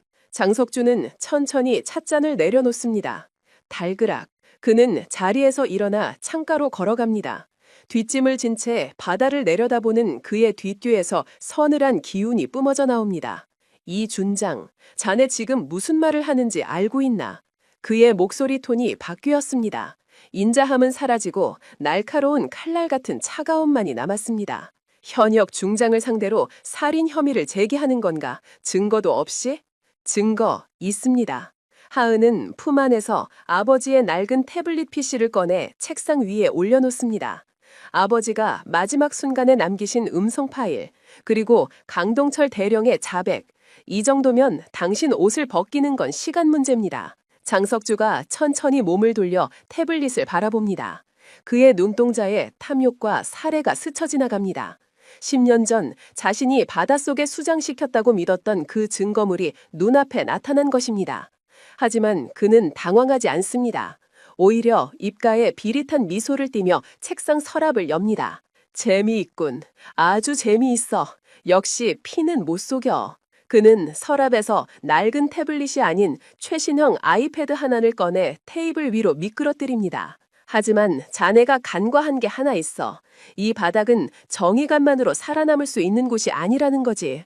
무슨 뜻입니까? 이거 한번 보게. 장석주가 턱짓으로 아이패드를 가리킵니다. 하은은 의심스러운 눈초리로 아이패드 화면을 봅니다. 화면이 켜지고 사진 한 장이 나타납니다. 그 사진을 본 순간 하은의 심장이 덜컥 내려앉습니다. 숨이 턱 막혀오고 눈앞이 하얗게 변합니다. 사진 속에는 낯익은 재래시장의 풍경이 담겨 있습니다. 그리고 그 한가운데 콩나물을 다듬고 있는 백발의 노파, 어머니, 박순자 여사. 오늘 아침 밥 잘 챙겨 먹어라 하며 웃어주던 어머니의 모습이 선명하게 찍혀 있습니다. 그런데 사진의 구도가 이상합니다. 누군가 멀리서 저격용 스코프를 통해 찍은 듯한 시점입니다. 어머니의 이마 한가운데에 붉은색 십자선이 그려져 있습니다. 어머니! 하은이 비명을 지르듯 외칩니다. 장석주가 쯧쯧 혀를 차며 다가옵니다. 어머니가 참 정정하시더군. 아침 일찍부터 시장에 나가시고 말이야. 그런데 노인네들은 뼈가 약해서 큰일이야. 그는 하은의 귀에 대고 악마처럼 속삭입니다. 계단에서 발을 헛디디기라도 하면 목뼈가 부러질 수도 있고 뇌진탕으로 훅 갈 수도 있단 말이지. 안 그런가? 명백한 협박. 하은은 고개를 확 돌려 장석주를 노려봅니다. 당신 건드리면 죽여버릴 거야. 워워, 진정해. 아직은 아무 일도 안 일어났어. 지금은 말이야. 장석주는 여유롭게 웃으며 태블릿을 다시 가져갑니다. 선택은 자네 몫이야. 그 10년 전에 낡은 태블릿을 들고 검찰로 갈 건지 아니면 조용히 덮고 효녀 노릇을 할 건지. 그는 자신의 시계를 봅니다. 내 인내심이 그리 길지 않아. 24시간 주지. 그 안에 모든 원본 데이터와 복사본을 가지고 와. 만약 딴 생각을 하거나 허튼 수작을 부리면 장석주의 눈이 뱀처럼 차갑게 빛납니다. 어머니 장례식부터 치르게 될 거야. 아버지 옆에 나란히 묻어드리면 되겠군. 하은은 주먹을 꽉 쥐어 손톱이 살을 파고듭니다. 피가 배어나오지만 고통은 느껴지지 않습니다. 지금 당장 이 자리에서 저놈의 목을 물어뜯고 싶습니다. 하지만 사진 속의 어머니, 붉은 십자선 아래서 웃고 있는 어머니의 모습이 그녀의 발목을 잡습니다. 그녀는 군인 이전의 딸입니다. 가족을 지키지 못하는 군인이 무슨 자격으로 나라를 지키겠습니까? 하은은 억지로 분노를 삼킵니다. 끓어오르는 사리를 차가운 이성으로 덮어 누릅니다. 여기서 흥분하면 진다. 어머니도 죽고 복수도 실패한다. 그녀는 책상 위에 아버지 태블릿을 낚아챕니다. 후회하게 될 거야. 하은이 낮게 씹어뱉습니다. 내가 당신을 파멸시킬 때는 당신이 가진 모든 걸 잃고 가장 비참하게 울부짖게 만들 거니까. 장석주는 킬킬거립니다. 기대하겠네.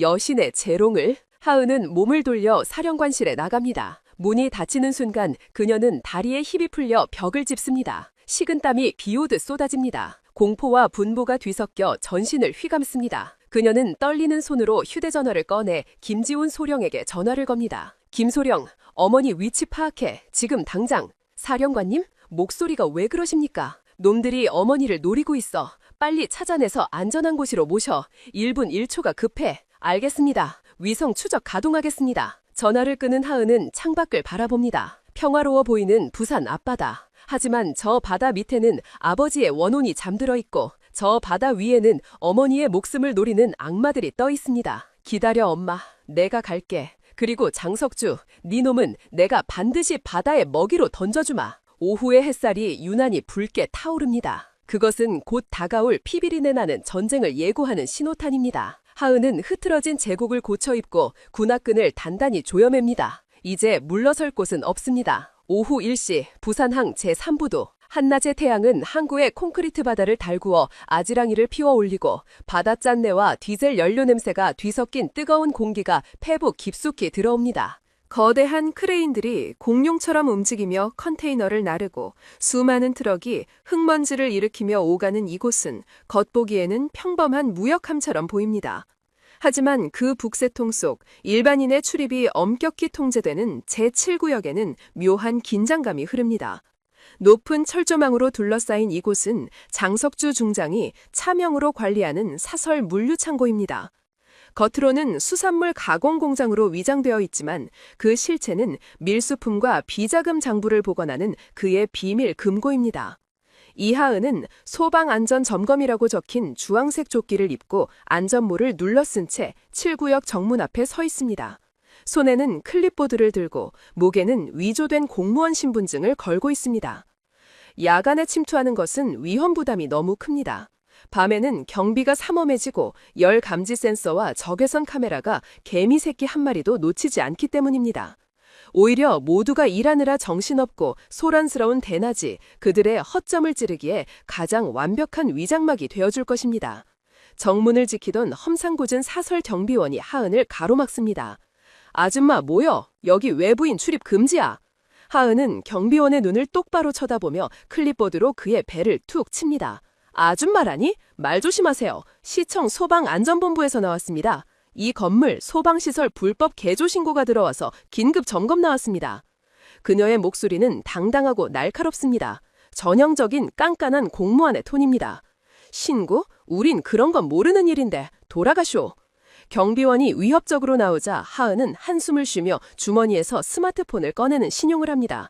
협조 안 하시면 지금 바로 경찰 부르고 영업 정지 처분 내리겠습니다. 과태료만 5천만 원부터 시작하는 거 아시죠? 사장님한테 직접 보고 드릴까요?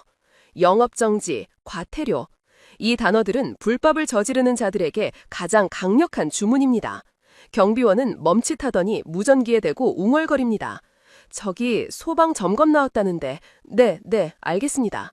경비원은 마지못해 철문을 열어줍니다. 빨리 보고 나가쇼. 괜히 엄한 거 건드리지 말고. 하은은 고개를 까딱하고는 당당하게 안으로 걸어 들어갑니다. 그녀의 입가에 옅은 미소가 스칩니다. 1차 관문 통과. 창고 내부는 밖과는 딴판입니다. 서늘한 냉기와 함께 비릿한 생선 냄새가 아닌 차가운 금속 냄새와 기름 냄새가 진동합니다. 천장까지 쌓여있는 거대한 나무 상자들, 그 안에는 러시아산 무기와 현금 뭉치가 잠자고 있을 것입니다. 하은은 클립보드에 체크하는 척하며 창고 안쪽으로 이동합니다. 곳곳에 설치된 CCTV의 사각지대를 본능적으로 파악하며 움직입니다. 저 멀리 창고 가장 깊숙한 곳에 관계자 외 출입 금지라고 적힌 철문이 보입니다. 바로 저곳입니다. 김지훈 소령이 해킹가 통해 알아낸 메인 서버실 위치입니다. 하지만 문 앞에는 2명의 무장 경비원이 지키고 서 있습니다. 허리춤에 볼록하게 튀어나온 것은 분명 권총입니다. 하은은 주변을 살핍니다. 소화전 박스가 보입니다. 그녀는 소화전 비상벨을 누르는 대신 주머니에서 작은 동전 하나를 꺼내 반대편 구석으로 힘껏 던집니다. 챙그랑, 떼구르르. 적막한 창고 안에 금소금이 요란하게 울립니다. 뭐야? 무슨 소리야? 경비원 한 명이 경계태세를 갖추며 소리가 난 쪽으로 걸어갑니다. 남은 경비원은 1명. 하은은 조용히 그림자처럼 경비원의 뒤로 접근합니다. 그녀의 발소리는 창고 안의 환풍기 소음에 완벽하게 묻힙니다. 경비원이 인기척을 느끼고 뒤를 돌아보려는 찰나 하은의 손날이 경비원의 목 동맥을 정확하게 타격합니다. 퍽! 짧고 둔탁한 소리. 경비원은 비명조차 지르지 못하고 눈이 풀리며 쓰러집니다. 하은은 쓰러지는 그의 몸을 받아 소리 없이 바닥에 눕힙니다. 그때 동전을 확인하러 갔던 다른 경비원이 돌아옵니다. 야, 아무것도 없는데? 그가 쓰러진 동료를 보고 총을 뽑으려 합니다.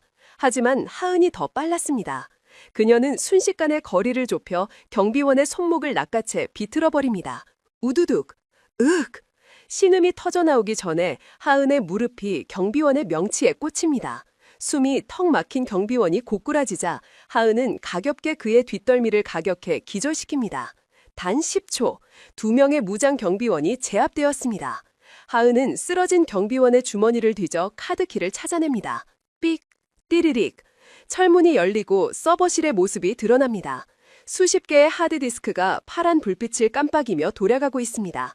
장석주의 모든 비리가 담긴 디지털 심장부입니다. 하은은 메인 서버에 다가가 준비해온 해킹 장비를 연결합니다. 김소령, 연결했어. 최대한 빨리 뽑아내. 이니어를 통해 김지훈 소령의 다급한 목소리가 들려옵니다. 접속되었습니다. 방화벽 우회 중. 역시 장석주답네요. 보안이 군사급입니다. 하지만 저한테는 안 되죠. 데이터 복사 시작합니다. 모니터 화면에 전송 게이지가 차오릅니다. 20%, 40%. 하은은 초조하게 시계를 봅니다. 경비원들이 연락이 두절된 것을 알면 곧 지원 병력이 들이닥칠 것입니다. 그때 하은의 시선이 책상 위에 놓인 낡은 장부 하나에 꽂힙니다. 1급 기밀, 제2프로젝트. 그녀는 장부를 펼칩니다. 그 안에는 10년 전 아버지의 사고와 관련된 기록이 수기로 적혀 있습니다. 이태석 원사 제거 완료, 목격자 없음, 사고사로 위장 종결.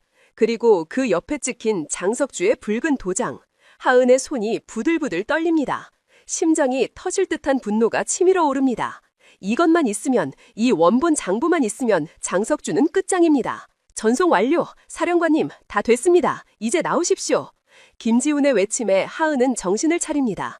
그녀는 장부를 품에 넣고 해킹 장비를 회수합니다. 철수한다.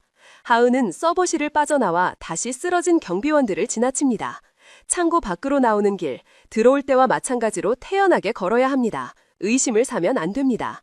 그녀가 창고 정문에 나서서 주차된 자신의 차량 쪽으로 50m쯤 걸어갔을 때였습니다. 갑자기 등 뒤에서 소름 끼치는 정적과 함께 공기가 훅 빨려 들어가는 듯한 느낌이 듭니다. 그리고 콱! 아! 천지를 뒤흔드는 거대한 폭발음이 항구 전체를 강타합니다. 하은은 폭발의 충격파에 휩쓸려 앞으로 튕겨나갑니다. 그녀의 몸이 아스팔트 바닥에 거칠게 뒹굽니다. 으흑! 귀가 멍하고 세상이 빙글빙글 돕니다. 그녀는 비틀거리며 몸을 일으켜 뒤를 돌아봅니다. 방금 전까지 그녀가 서 있었던 그 창고, 그 거대한 건물이 시뻘건 화염에 휩싸여 무너져 내리고 있습니다. 검은 연기가 버섯구름처럼 하늘로 치솟고 유리창 파편과 콘크리트 조각들이 비오듯 쏟아져 내립니다. 함정이야. 하은의 머릿속에 경고등이 켜집니다. 장석주는 알고 있었습니다. 하은이 올 것을 알고 중요한 창고를 통째로 날려버릴 준비를 하고 있었던 것입니다. 자신의 비리 증거를 없애는 동시에 하은을 폭발 사고의 범인으로 몰아가려는 수작입니다. 주변에서 사이렌 소리가 들려오기 시작합니다. 소방차와 경찰차 그리고 헌병대의 차량들이 몰려오고 있습니다. 하은은 품 안의 장부를 확인합니다. 다행히 무사합니다. 하지만 상황은 최악입니다. 그녀는 이제 화재 현장에서 도주하는 방화범으로 몰릴 것입니다. 그때 하은의 주머니에 있던 휴대전화가 요란하게 울립니다. 발신자 표시 죄한. 하은은 직감적으로 알 수 있습니다. 이 전화를 건 사람이 누구인지. 그녀는 떨리는 손으로 통화 버튼을 누릅니다. 장석주. 수화기 너머에서는 대답 대신 영상통화로 전환되는 신호음이 들립니다. 화면이 켜집니다. 그리고 하은의 눈이 찢어질 듯 커집니다. 화면 속 배경은 헬리콥터 내부입니다. 시끄러운 로터 소음 속에서 낯익은 옷을 입은 노파가 보입니다. 어머니. 박순자 여사가 헬기 좌석에 밧줄로 꽁꽁 묶인 채 공포에 질린 눈으로 카메라를 바라보고 있습니다.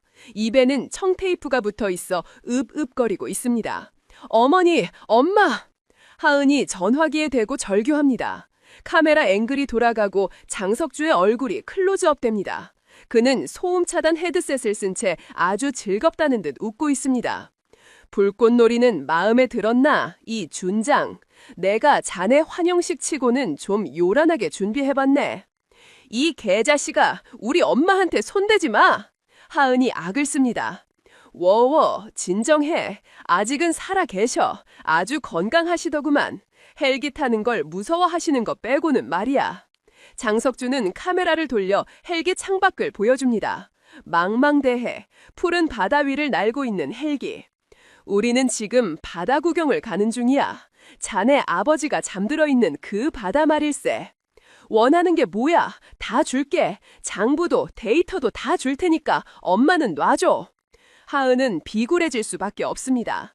천하의 특수부대 지휘관도 어머니의 목숨 앞에서는 힘없는 딸을 뿐입니다. 장석주의 목소리가 차갑게 변합니다. 거래를 하고 싶나? 좋아. 그는 손목시계를 봅니다. 지금으로부터 30분.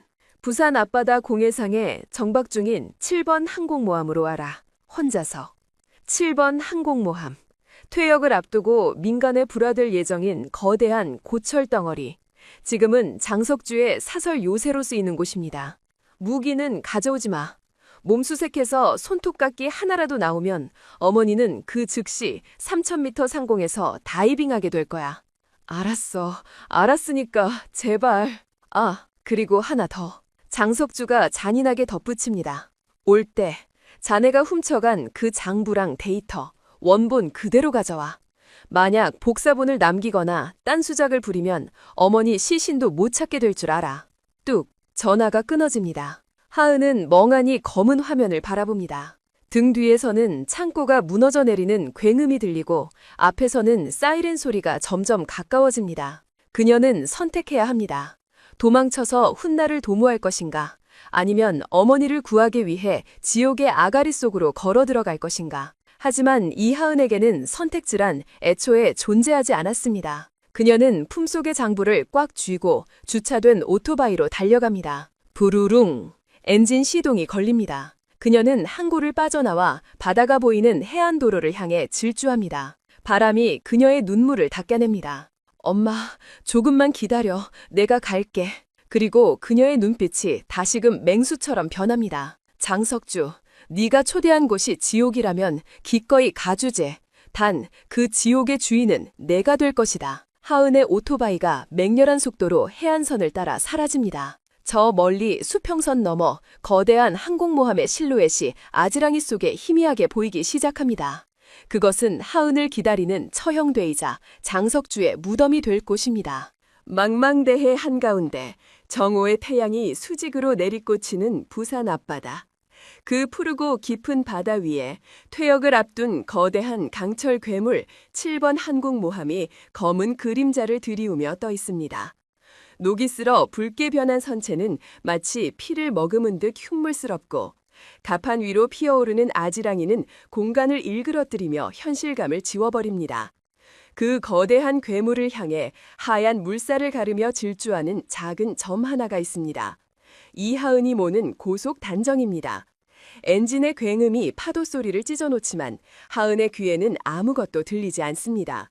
오직 자신의 심장이 불규칙하게 뛰는 소리와 납치된 어머니의 공포에 질린 얼굴만이 뇌리를 스칠 뿐입니다.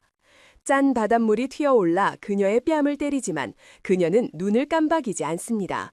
품속에 안은 아버지의 낡은 태블릿 PC와 장석주의 비리가 담긴 언본 하드디스크.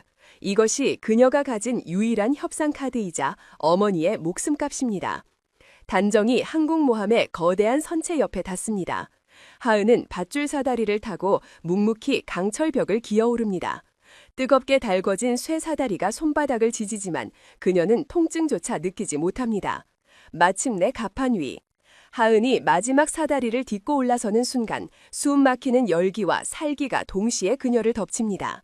축구장 3개를 합쳐놓은 듯한 광활한 비행갑판. 그늘 한 점 없는 그곳에는 장석주 중장이 마치 로마 시대의 황제처럼 팔짱을 낀 채 서 있습니다. 그리고 그를 부채꼴 모양으로 에워싸고 있는 50명의 무장 용병들. 검은색 전술복을 입고 최신형 돌격소총으로 무장한 그들은 하은이 몰라오자마자 일제히 총구를 겨눕니다. 철컥. 수십 개의 노리쇠가 당겨지는 금속성 소음이 갑판의 정막을 깨뜨립니다. 하지만 하은의 시선은 그 총구들을 지나쳐 갑판 끝자락에 있는 거대한 크레인으로 향합니다. 어머니! 하은의 입에서 탄식이 터져나옵니다. 크레인 끝에 매달린 그물망, 그 안에 짐승처럼 구겨져 갇혀있는 노파, 박순자 여사입니다. 그물망은 바다 위 수십 미터 상공에 위태롭게 매달려 바람이 불 때마다 흔들거립니다. 밑에는 검푸른 바다가 입을 벌이고 있습니다. 줄 하나만 끊으면 어머니는 그대로 추락하여 차가운 바닷속으로 수장될 것입니다. 10년 전 아버지가 그랬던 것처럼. 장석주가 하은의 시선을 즐기며 입을 엽니다. 어서 오게 이준장, 시간 맞춰왔군. 효심이 지극한 걸 보니 아버지가 흐뭇해하시겠어. 그의 목소리는 파도 소리에 섞여 웅웅거리지만 그 안에 담긴 조롱은 명확하게 들려옵니다. 하은은 이를 악물고 장석주를 노려봅니다. 약속대로 혼자 왔다. 어머니부터 내려줘. 성급하긴 물건부터 확인해야지. 장석주가 손을 내밉니다. 하은은 품 안에서 태블릿과 하드디스크를 꺼내 바닥에 내려놓습니다. 그리고 발로 차서 장석주 쪽으로 밀어보냅니다. 미끄러져간 증거물들이 장석주의 군화발치에 멈춥니다. 장석주는 부하에게 눈짓을 하고 부하가 기기를 확인합니다. 원본 맞습니다. 암호화도 풀려 있습니다. 부하의 보고에 장석주의 얼굴에 만족스러운 미소가 번집니다. 그는 하은을 보며 혀를 찹니다. 훌륭해, 아주 훌륭해. 하지만 거래에는 절차가 있는 법이지. 장석주의 눈빛이 갑자기 서늘하게 변합니다. 무장 해제해. 네 몸에 숨겨둔 칼, 총, 젓가락 하나까지 전부 꺼내서 바닥에 던져. 만약 하나라도 숨긴 게 들통나면 그는 손에 든 무전기를 들어 보입니다. 이 버튼 하나면 어머니는 고깃밥이 된다. 하은은 망설임 없이 허리춤에 차고 있던 권총을 꺼내 바닥에 던집니다. 텅. 일어서 발목에 숨겨둔 단검, 소매 속에 숨겨둔 와이어까지 모조리 꺼내 던집니다. 그녀의 몸에서 무기가 하나씩 떨어져 나갈 때마다 용병들의 긴장감이 조금씩 풀어지고 장석주의 미소는 더욱 짙어집니다. 이제 됐나? 어머니를 풀어줘. 하은이 빈손을 들어 보이며 말합니다. 무릎 꿇어. 장석주가 명령합니다.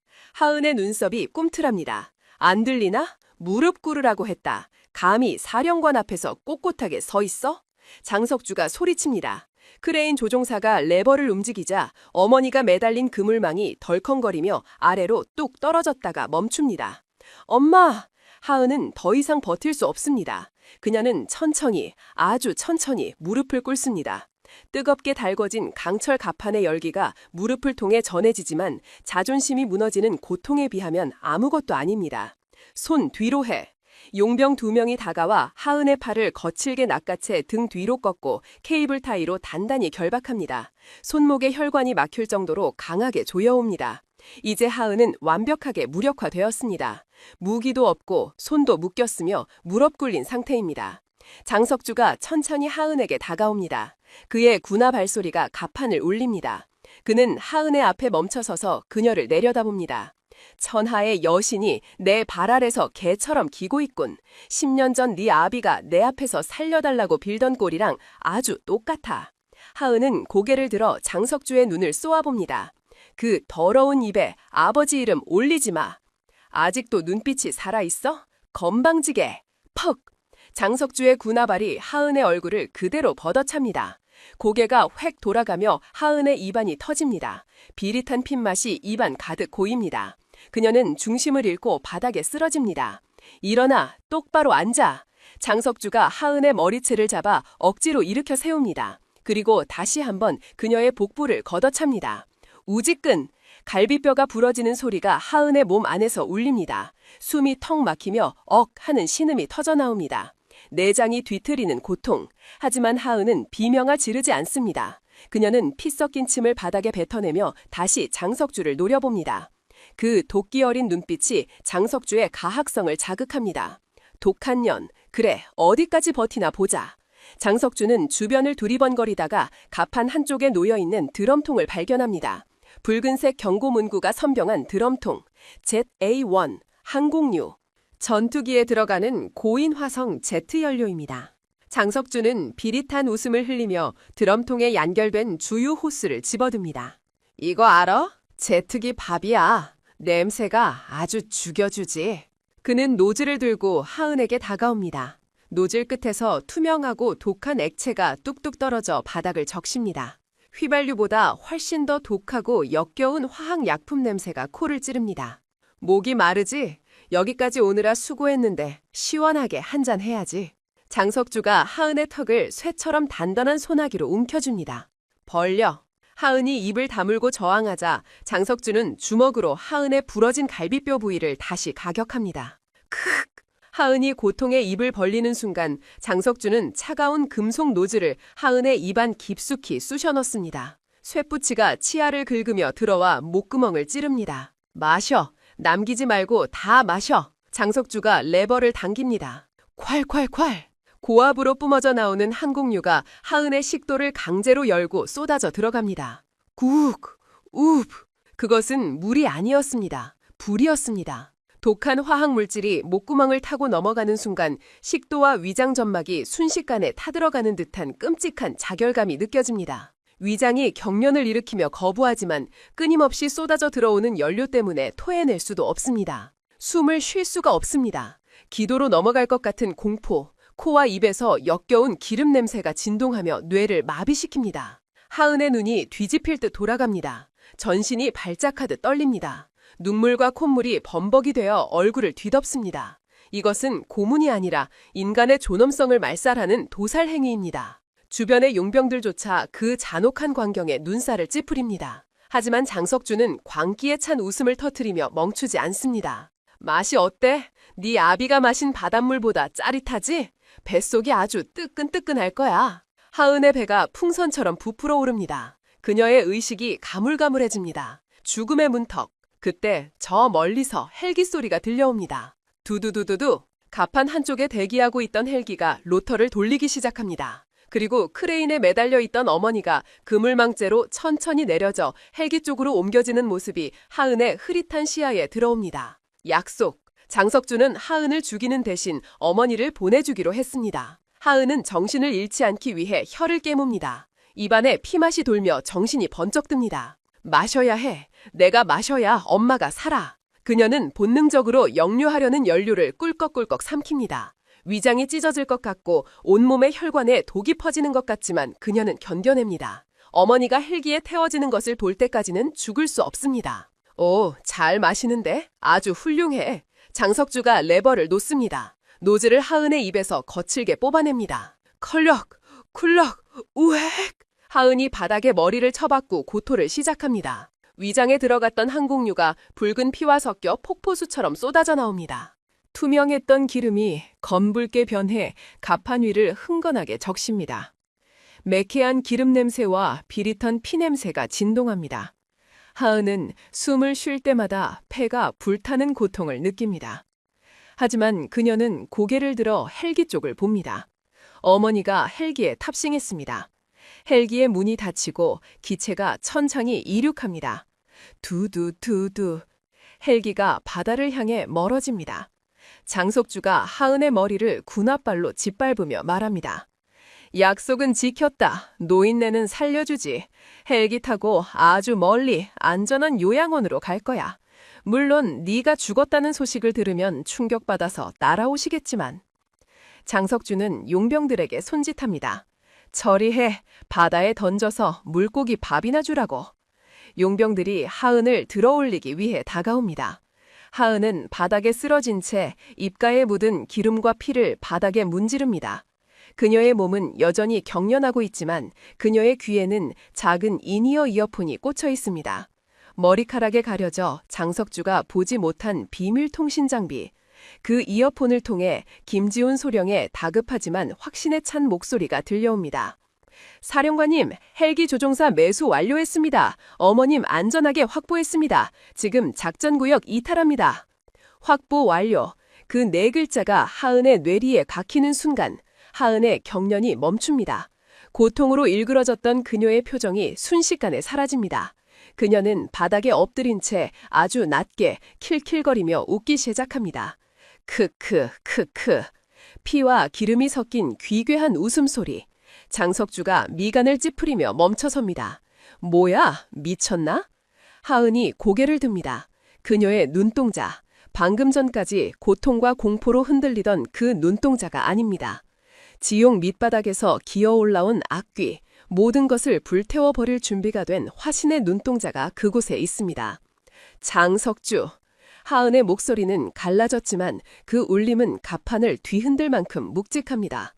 너 실수했어. 뭐? 나한테 기름을 먹이지 말았어야지. 하은은 입안에 남아있던 마지막 한 모금의 항공유를 장석주의 얼굴을 향해 퇴 하고 뱉어냅니다. 으악, 더러운 년! 장석주가 얼굴을 감싸주며 뒤로 물러납니다. 그 찰나의 순간 하은은 묶여있던 손목을 비틀어 손가락 사이에 숨겨두었던 작은 면도날로 케이블 타이를 끊어냅니다. 툭! 손이 자유로워집니다. 그녀는 바닥을 짚고 일어섭니다. 비틀거리지만 쓰러지지 않습니다. 그녀의 발밑에는 그녀가 토해낸 그리고 장석주가 흘린 항공유가 웅덩이를 이루고 있습니다. 고인 화석 연료. 하은은 군함 이창에 숨겨두었던 일회용 라이터를 꺼냅니다. 이제 파티를 시작해볼까? 칙! 그녀가 라이터를 바닥에 던집니다. 작은 불꽃이 기름 웅덩이에 닿는 순간 화르륵! 쾅! 거대한 불기둥이 솟구쳐 오릅니다. 하은과 장석주 그리고 용병들 사이를 가로막는 시뻘건 싸염의 벽이 만들어집니다. 불이야, 피해! 용병들이 당황하여 우왕좌왕하는 사이 불꽃 너머에서 하은의 그림자가 일렁입니다. 그녀는 더 이상 무릎 꿇은 패배자가 아닙니다. 피와 기름을 뒤집어 쓴 채 복수의 어파를 등지고선 죽음의 여신. 그녀의 사냥이 시작되었습니다. 시뻘건 화엽의 장벽이 가판을 두 동강 내며 타오르고 있습니다. 맹렬한 불길이 만들어내는 아지랑이 너머로 용병들은 당황하여 뒷걸음질 칩니다. 그들의 눈에는 불길 속에 서 있는 이하은이 마치 지옥불에서 막 기어나온 악마처럼 보입니다. 그녀의 전신은 검붉은 피와 기름으로 뒤범벅되어 있고 젖은 머리카락 사이로 드러난 눈동자는 살기로 번들거립니다. 그녀는 발밑에 떨어져 있던 쇠사슬을 집어듭니다. 묵직한 금속 체인이 바닥을 긁으며 소름 끼치는 마찰음을 냅니다. 장석주 중장이 사색이 되어 고함을 지릅니다. 쏴! 전연을 쏴버려! 용병들이 불길 너머로 총기 난사를 시작합니다. 총구에서 뿜어져 나오는 섬광이 번쩍거리고 총알이 빗발치며 갑판 바닥에 불꽃을 일으킵니다. 하지만 이하은은 그 자리에 없습니다. 그녀는 이미 연기 속으로 몸을 숨겼습니다. 짙은 매연은 그녀에게 완벽한 은폐막이 되어줍니다. 용병 하나가 연기 속을 조심스럽게 살피며 다가갑니다. 그 순간 연기 속에서 쇠사슬이 뱀처럼 날아와 용병의 목을 감아버립니다. 용병이 컥컥거리는 소리를 내며 발버둥칠 새도 없이 이하은은 체인을 힘껏 잡아당겨 그를 불길 속으로 끌어당깁니다. 용병의 몸이 화염 속으로 사라지며 끔찍한 비명이 터져나옵니다. 그것은 시작에 불과했습니다. 이하은은 쓰러진 용병의 허리춤에서 대검을 뽑아들고 짐승처럼 튀어나갑니다. 가장 가까이 있던 용병이 총구를 돌리려 하지만 이하은의 칼날이 먼저 그의 손목인대를 끊어버립니다. 소총이 바닥에 떨어지는 둔탁한 소리가 나자마자 그녀는 회전하며 용병의 명치를 무릎으로 가격합니다. 숨이 끊어질 듯한 타격감. 용병이 앞으로 고꾸라지자 그녀는 그를 방패 삼아 다른 적들의 사격을 막아냅니다. 총알이 용병의 방탄조끼에 박히며 둔탁한 진동을 일으킵니다. 죽어라! 덩치 큰 용병이 개머리판을 휘두르며 달려듭니다. 이하은은 피하지 않습니다. 그녀는 몸을 낮춰 품으로 파고들며 손에 든 대검을 역수로 쥐고 용병의 허벅지 대동맥을 정확히 찌릅니다. 뜨거운 피가 분수처럼 솟구치며 갑판을 적십니다. 그녀의 움직임은 춤을 추는 듯 유려하지만 그 결과는 참혹합니다. 갑판 위에 놓인 소화기를 집어든 그녀는 안전핀을 뽑지 않고 그대로 둔기처럼 휘두릅니다. 강철통이 용병의 헬멧을 강타합니다. 헬멧이 깨지고 두개골이 함몰되는 끔찍한 파열음이 들립니다. 50명이나 되던 용병들은 혼란에 빠져 우왕좌왕합니다. 연기 속에서 튀어나오는 사신의 낯을 피할 길은 없습니다. 뼈가 부러지는 소리, 살이 찢기는 소리, 그리고 고통에 찬 신음소리가 갑판을 가득 메우는 교향곡이 됩니다. 장석주는 그 광경을 지켜보며 뒷걸음질 칩니다. 자신이 고용한 최정예 용병들이 단 한 명의 여자에게 도륙당하고 있습니다. 그것도 총 한 방 쏘지 않고 주변의 사물과 맨손 기술만으로 제압당하고 있는 것입니다. 이것은 전투가 아닙니다. 일방적인 학살입니다. 공포가 장석주의 발목을 잡습니다. 그는 뒤를 돌아 통제탑 쪽으로 도망치기 시작합니다. 막아! 전현 막아! 그는 부하들을 사지로 내몰며 자신만 살겠다고 달립니다. 이하은이 그 모습을 놓칠 리 없습니다. 그녀는 쓰러진 용병의 손에서 권총을 낚아챕니다. 그녀의 눈매가 매섭게 가늘어집니다. 그녀는 도망치는 장석주의 뒷모습을 조준합니다. 심장은 차갑게 식어있고 손끝은 흔들림이 없습니다. 방화쇠가 당겨집니다. 총구가 불을 뿜으며 고막을 찢는 파열음을 토해냅니다. 장석주의 오른쪽 무릎에서 피가 터집니다. 그는 비명을 지르며 바닥에 꼬꾸라집니다. 달리던 관성 때문에 그의 몸이 거친 갑판 위를 한참이나 미끄러져 나갑니다. 장석주는 깨진 무릎을 부여잡고 기어가려 합니다. 살고 싶다는 본능이 그를 움직입니다. 이하은은 천천히 그에게 걸어갑니다. 그녀의 발걸음 소리가 장석주의 귀에는 죽음의 카운트다운처럼 들립니다. 일어나! 그녀가 장석주의 뒤에서 명령합니다. 장석주는 고통에 찬 신음을 흘리며 고개를 젓습니다. 못 일어나. 다리가. 일어나라고 했어. 이하은은 권총을 다시 발사합니다. 이번에는 왼쪽 무릎입니다. 양쪽 무릎이 모두 박살난 장석주는 바닥에 얼굴을 쳐박고 짐승처럼 울부짖습니다. 다리를 쓸 수 없게 된 그는 이제 팔로 바닥을 긁으며 기어갈 수밖에 없습니다. 이하은은 장석주의 뒷덜미를 잡고 그를 질질 끌고 갑니다. 그녀가 향하는 곳은 갑판의 가장자리, 난간이 없는 낭떠러지입니다. 장석주의 몸이 바닥에 쓸리며 핏자국으로 긴 궤적을 남깁니다. 살려줘. 제발. 돈 다 줄게. 내가 잘못했어. 천하를 호령하던 장군의 위엄은 온데간데 없고 살려달라고 비는 비겁한 노인네만이 있을 뿐입니다. 이하은은 그를 갑판 끝까지 끌고 가서 멈춥니다. 발밑에는 시퍼런 바다가 입을 벌리고 있습니다. 10년 전 그녀의 아버지가 잠든 그 바다입니다. 이하은은 주변에 있던 굵은 쇠사슬과 갈고리를 가져옵니다. 기억나나? 10년 전 내 아버지의 생명줄을 끊으라고 명령했던 그날. 그녀는 쇠사슬로 장석주의 발목을 단단히 묶습니다. 아버지는 차가운 물속에서 숨을 쉴 수 없는 공포와 싸워야 했어. 너도 똑같이 느껴봐. 그녀는 갈고리를 갑판 난간에 고정하고 장석주를 바다 쪽으로 밀어버립니다. 장석주의 비명이 허공을 가릅니다. 그의 몸이 갑판 밖으로 떨어집니다. 하지만 바다에 빠지지는 않습니다. 발목에 묶인 쇠사슬이 팽팽하게 당겨지며 그는 바다 수면 위 10m 상공에 거꾸로 매달리게 됩니다. 피가 머리로 쏠리고 눈앞에는 끝없는 시면이 펼쳐집니다. 바람에 흔들릴 때마다 쇠사슬이 삐걱거리는 소리를 내며 끊어질 듯 위태롭습니다. 으아, 올려줘, 제발 올려줘. 장석주는 허공에 매달려 발버둥칩니다. 이하은은 난간에 기대어 그를 내려다봅니다. 그녀의 표정은 더없이 차갑고 건조합니다. 그녀는 권총의 탄장을 확인합니다. 조용히 해. 안 그러면 이 줄 내가 총으로 끊어버릴 테니까. 그 말에 장석주는 비명을 멈추고 입을 틀어막습니다. 공포에 질린 그의 눈동자가 하은을 올려다봅니다. 생사여탈권은 완전히 그녀의 손에 있습니다. 갑판 위는 이제 조용해졌습니다. 용병들은 모두 쓰러져 신음하고 있거나 도망쳤고 오직 파도 소리와 쇠사슬이 부딪히는 소리만이 들려옵니다. 이하은은 바다를 바라봅니다. 수평선 너머에서 해경 경비정과 군함들이 사이렌을 울리며 다가오고 있습니다. 김지훈 소령이 보낸 지원군입니다. 그녀는 깊은 숨을 들이마십니다. 비릿한 바다 내음 속에 섞여 있던 피냄새가 조금씩 씻겨 내려가는 기분입니다. 아빠, 보고 있어? 그녀는 하늘을 올려다봅니다. 눈부신 태양빛이 그녀의 얼굴을 비춥니다. 복수는 끝났습니다. 이제 남은 것은 심판뿐입니다.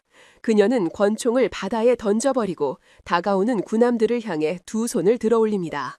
항복이 아닌 승리의 선언입니다. 부산 앞바다의 거친 파도가 항공모함의 거대한 선체를 때리며 하얀 포마를 일으킵니다.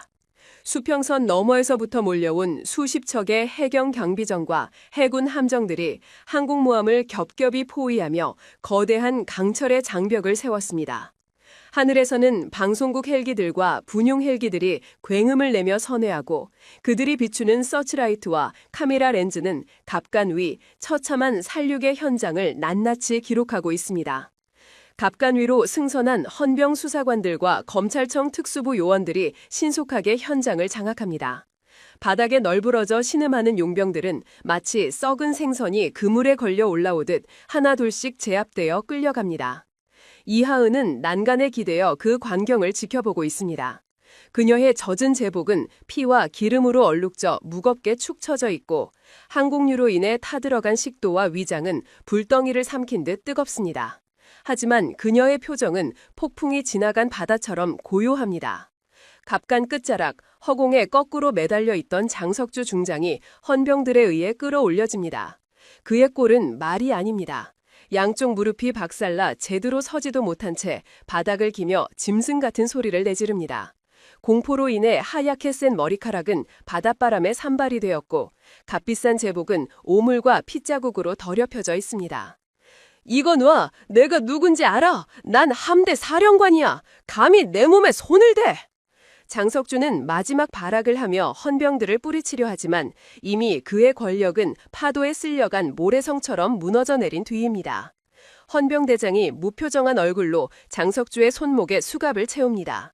차가운 금속 고리가 손목을 파고드는 소리가 갑간의 소음 속에서도 선명하게 들려옵니다. 장석주, 당신을 살인교사, 뇌물수수, 군사기밀 유출, 그리고 내란 음모 혐의로 긴급 체포합니다. 안 돼! 이건 모함이야! 증거 있어! 증거 가져와! 장석주가 핏대를 세우며 소리칩니다. 그때 이하은이 비틀거리는 걸음으로 다가옵니다. 그녀의 손에는 10년 전 아버지가 남긴 낡은 태블릿 PC와 오늘 확보한 서버의 하드디스크가 들려 있습니다. 그녀는 말없이 그 증거물들을 헌병대장의 손에 넘겨줍니다. 여기, 당신이 찾던 증거. 하은의 목소리는 성대가 상해 쇳소리처럼 거칠게 갈라져 나옵니다. 10년 전 당신이 죽인 내 아버지의 목소리, 그리고 당신이 팔아먹은 국가 기밀들, 여기 다 들어있어. 장석주는 태블릿을 보는 순간 눈동자가 풀리며 자리에 주저앉습니다. 10년 전 자신이 수장시켰다고 믿었던 망령이 되살아나 자신의 목덜미를 물어뜯은 것입니다. 장석주는 고개를 떨굽니다. 더 이상의 변명도 저항도 의미가 없음을 깨달은 패배자의 모습입니다. 기자들의 카메라 플래시가 쉴 새 없이 터지며 그의 몰락을 역사에 기록합니다. 한때 바다의 제왕이라 불리던 자의 추락은 그렇게 비참하고 초라했습니다. 일주일 후 대법원 군사법원. 엄숙한 법정안. 판사가 판결문을 읽어내려가는 목소리가 무겁게 울려 퍼집니다. 방청석을 가득 메운 시민들과 유가족들은 숨을 죽인 채 재판부에 입을 주시합니다. 피고인석에는 수의를 입은 장석주와 강동철이 고개를 숙인 채 앉아 있습니다. 그들의 어깨에는 더 이상 찬란한 계급장이 없습니다. 오직 죄수 번호만이 그들의 이름 대신 가슴에 박혀 있을 뿐입니다. 피고인 장석주, 강동철, 군인의 신분으로 국가를 배신하고 사리사욕을 위해 부하를 살해했으며 무고한 시민을 위협한 죄질이 극히 불량하다. 판사가 잠시 뜸을 들이고 마지막 선고를 내립니다. 이에 재판부는 피고인들에게 법정 최고형인 무기징역을 선고한다. 또한 부정축제한 모든 재산을 몰수하고 영구히 군적에서 제명한다. 땅, 땅, 땅. 판사 봉소리가 법정을 울리는 순간 방청석에서 환호성과 울음이 동시에 터져나옵니다. 장석주는 멍한 표정으로 허공을 응시하고 강동철은 바닥에 쓰러져 통곡합니다. 평생을 감옥이라는 좁은 독방에서 자신들이 저지른 죄의 무게를 짊어지고 썩어가는 것, 그것이 그들에게 내려진 영원한 형벌입니다. 그리고 이어진 순서. 법정 중앙 스크린에 고 이태석 원사의 사진이 띄워집니다. 국방부는 10년 전의 사고를 재조사하여 이태석 원사의 죽음을 순직에서 작전 중 전사로 격상하고 최고 무공훈장인 태극 무공훈장을 추서했습니다. 비로소 아버지의 명예가 회복되었습니다. 차가운 바닷속 억울한 원혼이 이제야 편안히 눈을 감을 수 있게 된 것입니다. 같은 시각 해군 통합병원 VIP 병실. 창밖으로 보이는 진해의 벚꽃이 흐드러지게 피어 있습니다. 하지만 병실 안은 소독약 냄새와 정적만이 흐릅니다. 침대 위 환자복을 입은 이하은이 창밖을 바라보고 있습니다. 그녀의 목에는 두꺼운 붕대가 감겨 있고 팔에는 링거 주사 바늘이 꽂혀 있습니다. 항공유를 삼킨 후유증으로 성대와 식도에 심각한 화상을 입었지만 다행히 생명에는 지장이 없다는 진단을 받았습니다. 똑똑. 노크 소리와 함께 병실 문이 열리고 정복을 갖춰 입은 국방부 장관과 해군 참모총장이 들어옵니다. 그들의 뒤로 보좌관들이 꽃바구니와 서류 가방을 들고 따릅니다. 이하은은 침대에서 내려와 경례를 하려 하지만 장관이 손을 들어 만류합니다. 아니, 누워있게. 몸도 성취하는데 예의는 필요 없네. 장관은 침대 옆 의자에 앉아 하은을 안쓰러운 눈빛으로 바라봅니다. 자네 덕분에 군 내부의 거대한 암덩어리를 제거할 수 있었네. 대통령께서도 자네의 용기에 깊은 감사를 표하셨어. 장관은 보좌관에게서 서류 한 장을 건네받아 하은에게 내밉니다. 이건 자네의 진급 발령장일세. 이번 공로를 인정하여 소장, 투스타로 특별 진급을 결정했네. 해군 역사상 최초의 여성 소장이야. 자네는 영웅이 될 걸세. 영웅. 그 단어가 하은의 가슴을 찌릅니다. 그녀는 떨드는 손으로 서류를 받아듭니다. 하지만 그녀의 시선은 진급 발령장이 아닌 그 밑에 놓인 하얀 봉투에 머뭅니다. 그녀가 미리 준비해둔 봉투입니다. 하은은 진급 발령장을 테이블 위에 내려놓습니다. 그리고 쉰 목소리로 힘겹게 입을 엽니다. 장관님, 죄송합니다. 저는 이 진급을 받을 수 없습니다. 장관과 총장의 표정이 굳어집니다. 그게 무슨 소린가? 자네는 충분히 자격이 있어. 아니요, 자격이 없습니다. 하은은 자신의 손을 내려다봅니다. 저는 복수를 위해 군인의 힘을 사용했습니다. 물론 정의를 위해서였다고 변명할 수는 있겠죠. 하지만 제 손은 이미 피로 물들었습니다. 그녀의 뇌리에 항공모함 갑판 위에서의 학살이 떠오릅니다. 비록 악인들이었지만 그녀는 분노에 사로잡혀 잔혹하게 그들을 짓밟았습니다. 장석주의 무릎을 쏘고 그를 바다에 매달았던 그 순간 그녀는 군인이 아니라 복수의 화신이었습니다. 괴물을 잡기 위해 저 또한 괴물이 되었습니다. 그런 지휘관이 병사들을 이끌 수는 없습니다. 군복의 명예는 순수해야 하니까요. 하은은 준비해둔 하얀 봉투를 장관에게 내밉니다. 전역 지원서. 저는 오늘부로 군복을 벗겠습니다. 이것이 제가 군과 국가에 할 수 있는 마지막 충성입니다. 병실 안에 무거운 침묵이 흐릅니다. 장관은 하은의 눈을 깊이 들여다봅니다. 그 눈동자에는 흔들림 없는 결의와 깊은 슬픔 그리고 모든 짐을 내려놓은 자만이 가질 수 있는 평온함이 공존하고 있습니다. 장관은 긴 한숨을 내쉬며 전역 지원서를 받아듭니다. 자네 같은 군인을 잃는 건 국가적으로 큰 손실일세. 하지만 자네의 뜻이 그렇다면 존중하겠네. 장관이 자리에서 일어납니다. 몸조리 잘하게. 그리고 고생 많았네, 이 장군. 장관과 총장이 병실을 나갑니다. 문이 닫히는 소리가 하은의 군 생활에 마침표를 찍습니다. 하은은 침대에 기대어 다시 창밖을 바라봅니다. 벚꽃잎이 바람에 날려 떨어집니다. 화려하게 피었다가 미련 없이 지는 꽃잎들. 그녀는 자신의 어깨를 만져봅니다. 항상 무겁게 짓누르던 계급장의 무게가 사라졌습니다. 10년 동안 그녀를 옥죄어왔던 복수의 사슬도 끊어졌습니다. 목이 따끔거리지만 그녀는 미소 짓습니다. 이제야 비로소 숨을 쉴 수 있을 것 같습니다. 그녀의 전쟁은 끝났습니다. 완전하고도 명예로운 승리입니다. 계절이 4번 바뀌고 다시 뜨거운 태양이 자결하는 여름이 찾아왔습니다. 경상남도 남해의 작고 평화로운 어촌마을. 1년 전 피비린내 나는 복수극이 펼쳐졌던 부산 앞바다와는 사뭇 다른 평온하고 목가적인 풍경이 펼쳐져 있습니다. 쪽빛 바다는 잔잔하게 물결치며 모래사장을 간지럽히고 해안도로를 따라 핀 코스모스들이 바람에 몸을 맡기며 춤을 춥니다. 갈매기들의 울음소리마저 한가롭게 들리는 이곳은 시간이 느리게 흐르는 치유의 공간입니다. 마을 언덕 위 폐교를 개조해 만든 아담한 건물이 하나 서 있습니다.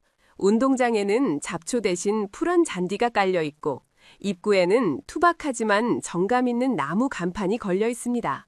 이하은의 호신술 앤 생존 아카데미. 건물 안 넓은 강당에서는 기합 소리와 함께 활기찬 에너지가 넘쳐 흐릅니다.